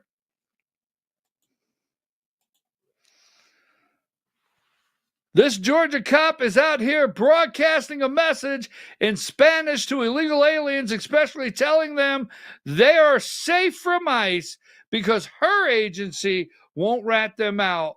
Why in the world is she wearing a badge in Georgia? I'll see you Monday morning. Have a nice weekend, a beautiful weekend, a lovely weekend. I'm going to dinner with my lovely wife and my mom and family. And then I told you, didn't I tell you this week my mom's here?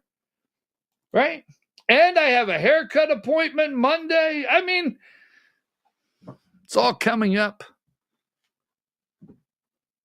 And it's not 5 degrees, not 12 inches of snow.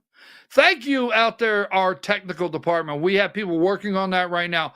We thank you so much. The dragging, okay, when you go over to Rumble, the sound, the audio is perfect. So we know that the audio from the mic and the soundboard and what I'm sending Diane and what Diane is sending out So our hosting company, we're working with them right now. We appreciate it.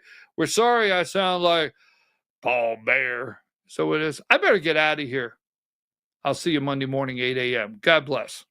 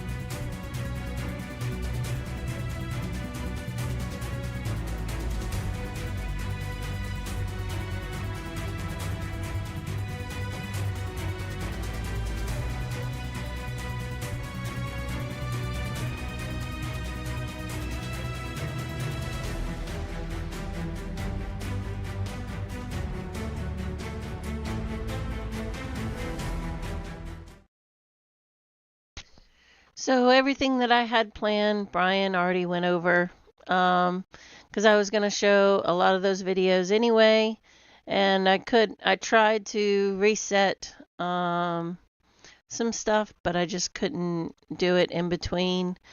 But I'll go ahead and give my 2 cents in, I guess, and we'll see where it goes. Because I did put some extra stuff in.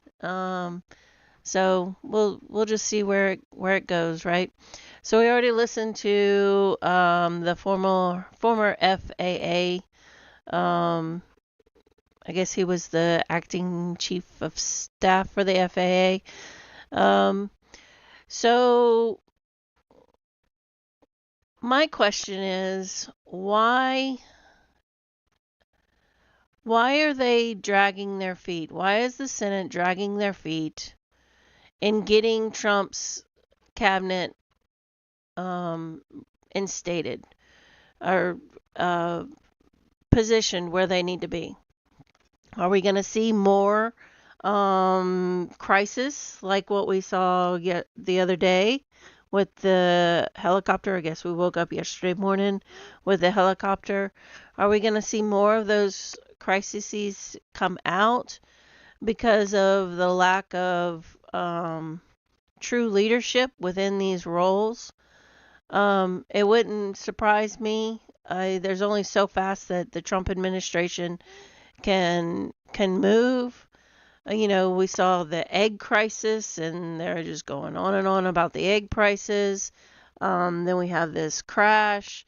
Are we going to see more and more stuff as they're holding their feet? I mean, holding the confirmation of important roles within our top leadership within our government. So there's that. We watched that and how incompetent they were. Why are they just allowing this incompetency? I mean, I guess we know the reason why is because they tried to take over and just have a complete meltdown of the United States. But so they allowed this guy to go through, yet they won't allow RFK to go through, which I watched a good portion of his hearing yesterday. And Rand Paul's thing was just amazing. I thought it was great. Just backing RFK and not just common sense, just really lots of common sense. But so the Biden administration was, or the FAA, I believe this was, Charlie Kirk released this. Don't know exactly what caused the Potomac crash. That's what investigations are for, but President Trump is absolutely correct that for years, across both Obama and Biden administration, Democrats put lives at risk by choosing to prioritize diversity over merit. And so this is a cutout. Let me see.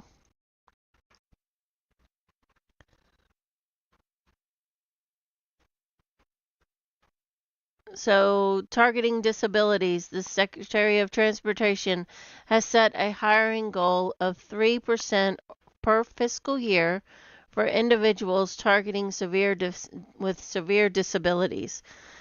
Targeted disabilities are those disabilities that the federal government, as a matter of policy, has identified for special emphasis in recruitment and hiring. The targeted areas are hearing, vision, missing extremities, partial paralysis, complete paralysis or epilepsy, severe intellectual disability, what?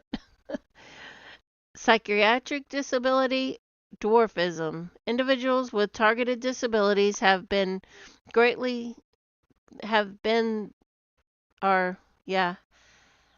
greatest difficulty obtaining employment. This is the only protected group for which federal agencies may have been a hiring goal. So, I don't know. I don't know about you, but I don't necessarily want anybody in my government with a severe intellectual disability. Maybe they can be the coffee go-getter, the coffee gopher. Maybe they can be in the mailroom, some mundane job, but not like that guy in leadership that had no clue what he was doing, what he was saying, had no business being the chief of staff in the FAA when he had no clue what that senator was talking about. So, this is the helicopter lady. She's a transgender. So she got the position just because she was transgender. May not have been the best, but we'll get more information to come out as the investigation goes on. Here is the video if you haven't seen it. That's the plane right there. It's going to be kind of hard to see because it's so grainy. No, I'm sorry, there's the plane. No, yeah, there's the plane. And then you saw that light go into it. Here, it's going to play again.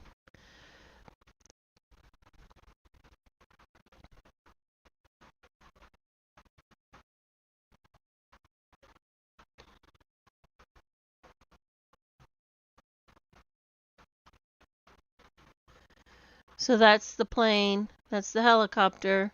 Had plenty of time as they were seeing the plane come in, and then boom. So there was plenty of time to know that they were on the same path.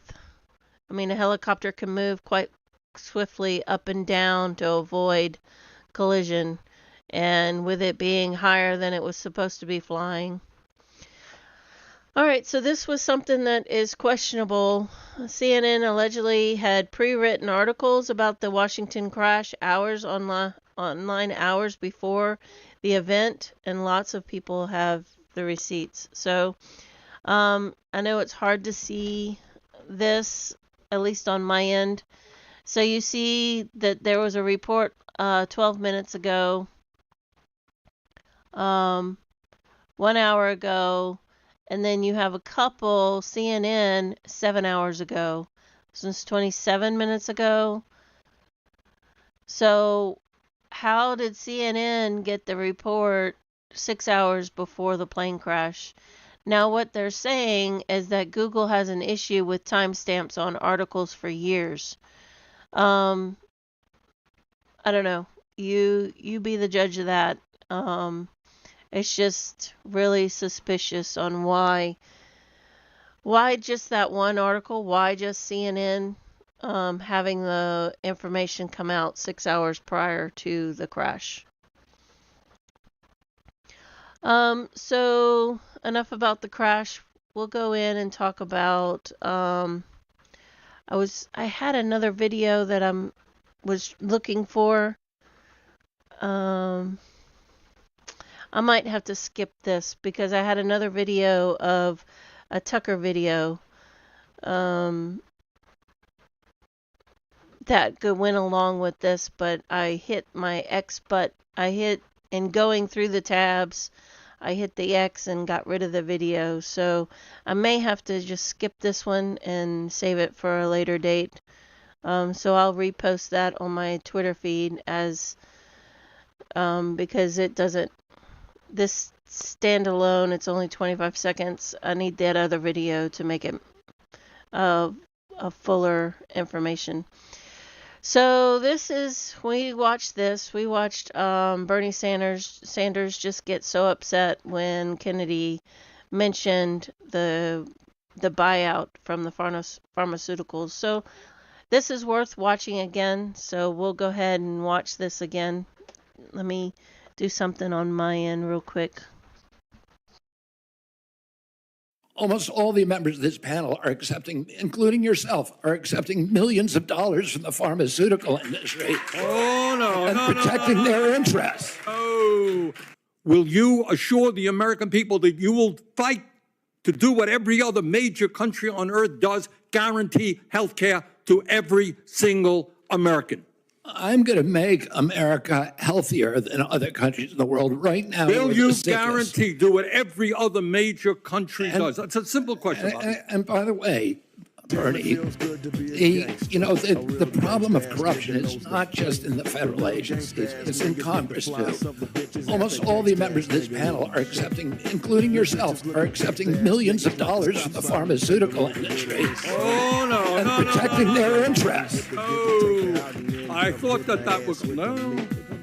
I ran for president like you. I could listen to that all day long. No. Well, here we go. Here's the receipts. Bernie Sanders, $1.9 million from pharmaceutical companies. And look at this. Raphael Warnock here in Georgia, not too far. We have Elizabeth, and he was pretty nasty to Bernie the other day. Elizabeth Warren, 1.2. Ron Wyden, 1.2. Michael Bennett, which I think he's so stupid, 730. Catherine Masto, 530,000. Maggie Hussein, 467,000. Luan, 375,000. White House, 350. Cantrell, 338. Smith and Welsh at the bottom. But, here we go. He's getting $2 million, nearly $2 million that's been reported from Big Pharma. So, of course, when RFK called him out, he had to go, no. All right. So, Senator Ron Johnson subpoenaed records from Dr. Fauci. He FOIA'd the emails to show his March Madness versus Olympics chart here. So, Dr. Fauci's March Madness bracketology picks. So here he's got the coronavirus, he's got the measles winning over here. What is this? Influenza over here, Ebola over here. They come to the center, they put coronavirus against Ebola, and coronavirus wins. So I don't know if this was a true planning for the coronavirus, but I just thought it was interesting. Whoever did this put a lot of studies into the emails, because I wouldn't doubt that these are probably in those emails that Fauci had to turn over. So Dr. Fauci is the pandemic planner. I did hear that some country is wanting to sue or press charges against Dr. Fauci for this pandemic. We'll see if that comes to fruition. I haven't heard anything more other than just one post. I haven't seen any other evidence of it. But it'll be interesting to see if we can get anything concrete on Dr. Fauci. I do know that they're looking at some states being able to press charges against Fauci. So we'll see. Oh, here's Rand Paul. Again, I thought that was brilliant. His 6-minute speech was just was great. So here is in Kennedy's opening statement. It was a good statement as well. So Kennedy spoke from the heart, unshaken, resolute, and fully committed to the mission. This is bigger than politics. So let's take a listen to his statement. In my advocacy, I've often disturbed the status quo by asking uncomfortable questions. Well, I'm not going to apologize for that. We have massive health problems in this country that we must face honestly. And the first thing I've done every morning for the past 20 years is to get on my knees and pray to God that he would put me in a position to end the chronic disease epidemic and to help America's children. That's why I'm so grateful to President Trump for the opportunity to sit before you today and seek your support and partnership in this endeavor. I will conclude with a promise. The members of this committee, to the President, and to all the tens of millions of parents across America, especially the moms, who have propelled this issue to center stage. Should I be so privileged as to be confirmed, we will make sure our tax dollars support healthy foods. We will scrutinize the chemical additives in our food supply. We will remove financial conflicts of interest from our agencies. We will create an honest, unbiased, gold standard science at HHS, accountable to the President, to Congress, and to the American people. We will reverse the chronic disease epidemic and put the nation back on the road to good health. Thank you.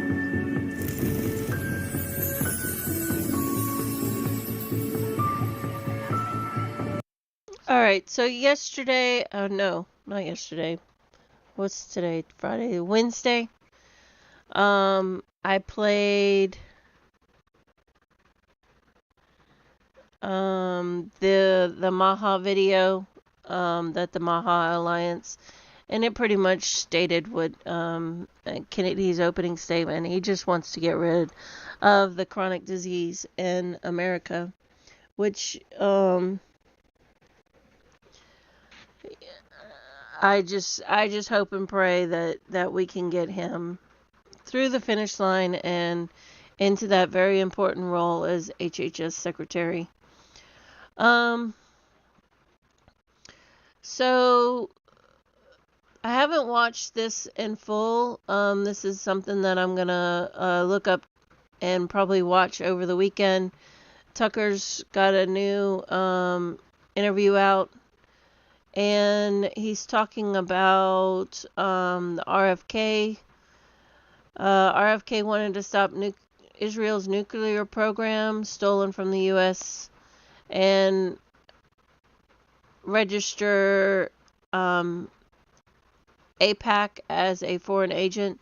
You know, we've seen the video of Thomas Massey talking about everybody's got an AIPAC person in their lobbyist, an AIPAC lobbyist, that they have contracts with everybody in Congress, Senate and House of Representatives. They have an AIPAC guy. I'll have to find that video and play it again maybe. But let's take a listen to this and see if we can learn anything new. Final question. Thank you for taking this time. Since you've been working on this for so long, and you did come out of, the most prominent of the mainstream media, the Washington Post, have you been slandered as a nutcase conspiracy theorist? I always wondered, what do they do with you exactly? Because you're not coming from the fringes, you're coming from right from the middle of the establishment. I mean, have you been attacked? Yeah, I mean, the problem that they have is that I don't have a conspiracy theory, so the label of conspiracy theorist just doesn't apply. And the other thing is, nobody can deny the stuff that I'm talking about. Let me mention another JFK document that's very important and I think will interest you. One of the things that's withheld and is in the JFK collection right now is the testimony of James Angleton in 1975 to the Church Committee about the Israeli nuclear program. This is a 113-page document, and it's heavily redacted to this day. And the redactions clearly pertain to Israel. Now, is this an assassination-related document? Absolutely. The Assassination Records Review Board said this is an assassination-related document. It meets the statutory definition. Okay?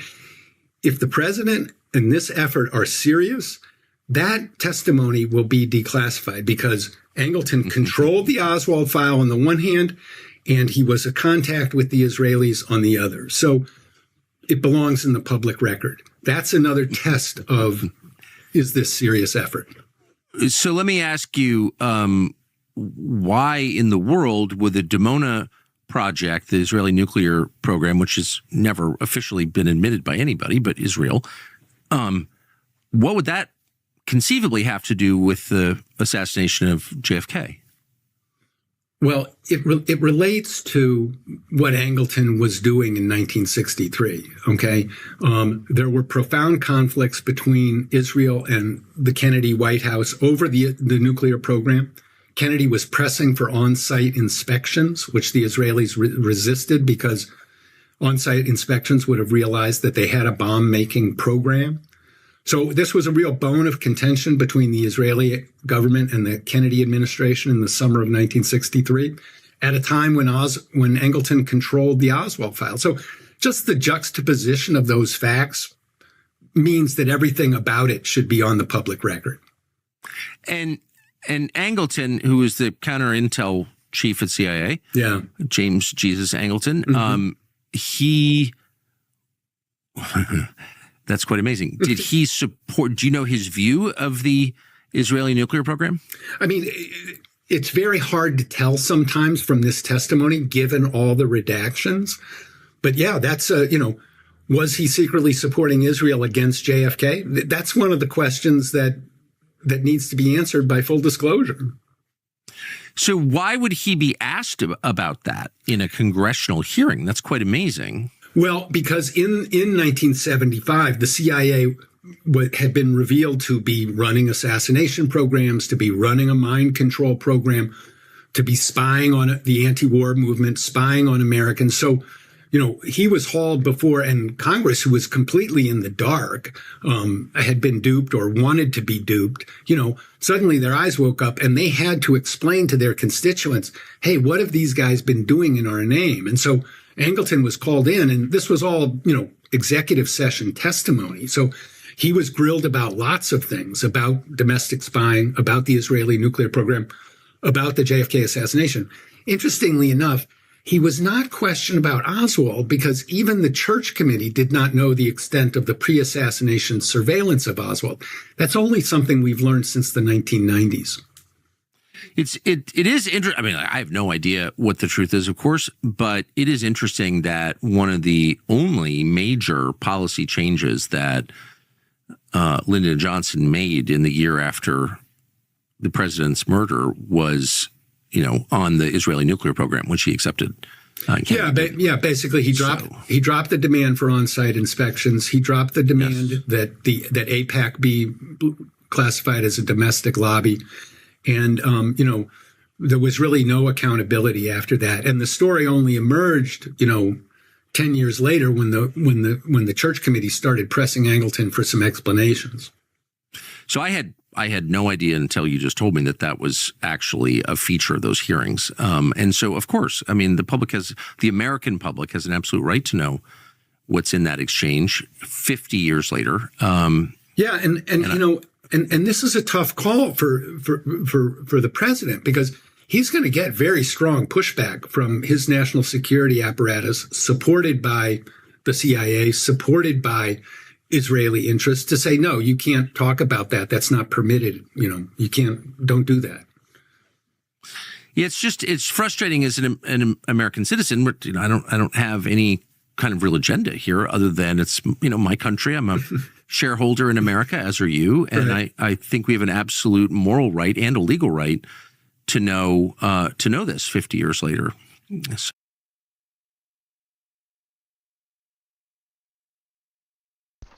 Okay, so, hopefully with the release of documents, we'll be able to get the truth.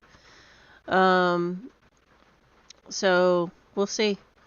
Maybe if we can get Tulsi in there, we should be able to get some more information. And I do know that I was listening to something, I believe it was yesterday. Even though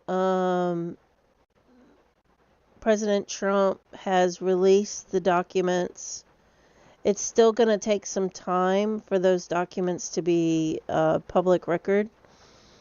Especially, with the JFK stuff, they're saying that the information is pretty centrally located.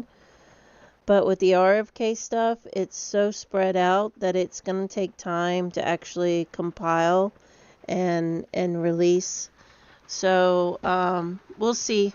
We'll see as time goes by, and maybe we can get some more clarification on what actually happened. So that's a repeat. Same guy. It's just Senator Cruz is questioning him. So this was interesting. I ran into this as I was trying to find something else to talk about. But do y'all remember Anthony Bourdain? There was a lot of questions about his death. And this is pointing to Adam Schiff. So is there something that Anthony knew that was witnessed to that would have implicated Schiff in something? Adam Schiff dressed up in drag and went to the Chateau Marmont in Los Angeles. The handler, 11-year-old African-American child with methamphetamine and crystal meth. The handler allegedly took the child into Schiff's room. The kid was unconscious and died of overdose. Schiff allegedly raped him for an hour, thinking the black kid was just unconscious. So did Anthony Bourdain know about this and get killed because he was going to come clean with it? I don't know. That's interesting. And is Kash Patel going to find out? Was that why there was so much anger coming from Schiff during that exchange we saw earlier? Could be. He's scared. So there's a report coming out about Tim Walz. We dodged a bullet on that one, so let's take a listen. Yeah, Lindsay, CCAP is a $34 million state program that receives federal funding. It benefits more than 12,000 low-income families each month across the entire state. Learning of growing concerns about the program from sources at the Capitol, I started looking into some of the daycares receiving the most money. Despite many serious safety violations over multiple years, they continue to receive funding. And now some state lawmakers want an investigation into what they call a lack of oversight of the CCAP program. I started by visiting Quality Learning Center Daycare. So it is that 14B, which sits right in the heart of downtown Minneapolis. Between 2019 and 2023, the Minnesota Department of Human Services found 95 violations at this location. They range from failure to keep hazardous items away from children to no records for 16 children, which include things like immunizations, emergency contacts, and medical needs. So state investigators placed Quality Learning Center on a conditional license in 2022. I went to the daycare's location several times, and only once did I see people there. Oh, that's your daycare. But I did not see any children. So there are 80 kids in there? No. After school? Okay, gotcha. All right, thank you. DHS declined an interview, but in a statement acknowledged Quality Learning Center was put on a conditional license because of its poor safety record. But it still received nearly $8 million in taxpayers' money since 2019. Its conditional status removed in 2024. I also went to yet another facility, the Minnesota Child Care Center in this South Minneapolis building. I found it at the end of this small hallway with a steel door, no windows, and no visible security cameras. That's the sign for the place. State records show between 2021 and 2023, the daycare had 36 violations, some of them serious. They failed to request initial background checks on 6 staff in 2023 and failed to request repeat background checks on 8 staff in 2024. Ultimately, the state would accept corrective documentation on these violations. Wasn't anybody here last time either. I visited several times, and each time, no apparent sign of any workers. And each time, no apparent sign of any children. Was anybody there? Since 2018, Minnesota Child Care Center, however, received $11.5 million in CCAP money. I asked DHS why daycare centers could still receive millions of dollars with questionable safety records over multiple years.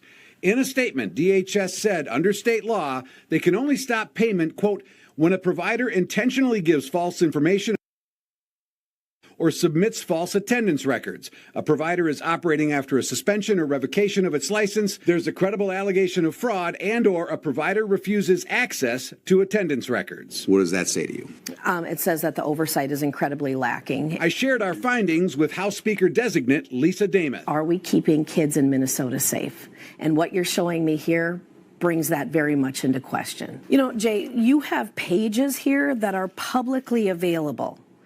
With repeated failure to keep hazardous items away from children, failure to maintain adequate staff-to-child ratios, background checks, failing to keep personnel files. These are repeated violations. As I was looking into the daycare center violations, I also found a connection between CCAP and the Feeding Our Future scam, which bilked $250 million from the state. In 2023, a man named Abdikadir Kadaya was charged with stealing $1 million in taxpayer money in the Feeding Our Future case. He's waiting to be sentenced after pleading guilty to wire fraud. But we also learned Kadaya also operated Intisar Child Care Center in Minneapolis.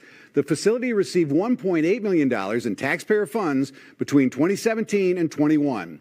But the license was revoked and Kadaya's daycare was shut down. He has not been named or charged with any crimes connected to CCAP, however. Now, I've been asking for weeks why Kadaya's license was revoked. Late tonight, DHS sent over this 86-page document explaining why. Some of the more serious reasons include violations directly related to the health and safety of children and providing false and misleading information to DHS. DHS also told me they have 62 active CCAP investigations for family child care and child care centers. And as far as the 2 daycare centers in our story are concerned, I reached out by phone to the names and numbers listed as the licensed operators, and I've not yet heard back. So some new information that there are now 62 active investigations into that program. I'm speechless. It's a lot of money. Yeah. So we know that Walz has been accused of COVID fraud, taking money and not going where it was supposed to go. And now we've got another massive fraud scandal unfolding in Minnesota with the DHS and going out what looks to be daycare centers that don't have any kids. So we'll see if anything ever becomes of that. It is a Democrat state, so it might get swept under the rug.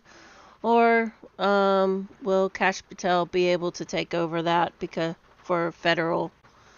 I doubt it, but we'll see. So this is kind of a random video that I found. Vietnam had no autism before Bill Gates introduced the vaccines. We know, just based on all these countries that never had vaccines and now are showing rates of autism. You've got the Amish community that don't vaccine their kids. They have virtually no signs of autism within their community. I think it would be safe to say that vaccines cause autism. I mean, just as a non-scientist, but with all the information out there that they don't have, they didn't have autism, they get introduced to vaccines, and all of a sudden they have all this autism. The Amish have never had it. We know these vaccines have chemicals in them that the body has no way to discharge. And it just sits there in the body, crosses the blood-brain barrier. I mean, we've seen videos, we know, I mean, we've seen it. What little information we do have, it's so blatantly obvious that, yeah, they do. Why the Democrats can't admit to it? You just have to ask, do they have kids? Do they allow their kids to get these vaccines? Are they so gung-ho about the vaccines for their own children? And, are they so demonic that they want to have their kids be injured for life? I mean, it's just crazy to think.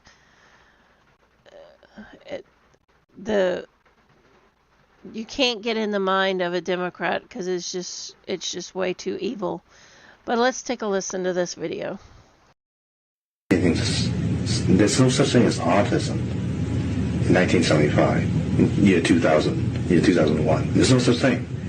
When Vietnam signed the WHO, when Vietnam signed into the International Monetary Fund, the banking system, Bill Gates and the Gates Foundation introduced the vaccination program into Vietnam. Now Vietnam has over a 300% rise in autism. There's no such thing as autism in 1975, year 2000, year 2001. There's no such thing. So I had to play that again to get the dates. So when Vietnam signs into the WHO, the WEF, and after 2001, and Bill Gates, before 2001, they had no autism. They sign into the WHO and the WEF, and Bill Gates comes in with his sweeping vaccines to make you healthier, and now they have autism. Makes you wonder, right? So this is the last one. Just thought it was interesting. They're reporting massive wildfires in North Carolina that were devastated by Hurricane Helene.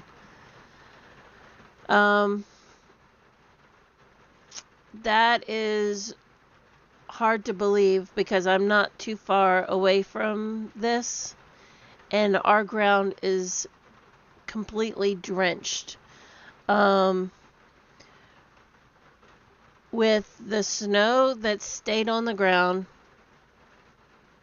for as long as it did, and then the drenching rains that we've had here recently, our hills are so sloppy. I mean, it's so difficult to get up our hills with the graveled roads because they've become so like mushy. The mud is seeping through the gravel, and we've had to re-gravel our roads, and now it's almost impossible to get up our hill without four-wheel drive. So I don't know. I guess my conspiracy mind is coming out. I just think it's too impossible for them to have a fire unless it's instigated through other ways, criminal ways. So just be on the lookout for that. Other than that, that's it. That's all I have for today. Y'all have a wonderful weekend. We'll see you Monday morning at 8 a.m. Bye for now.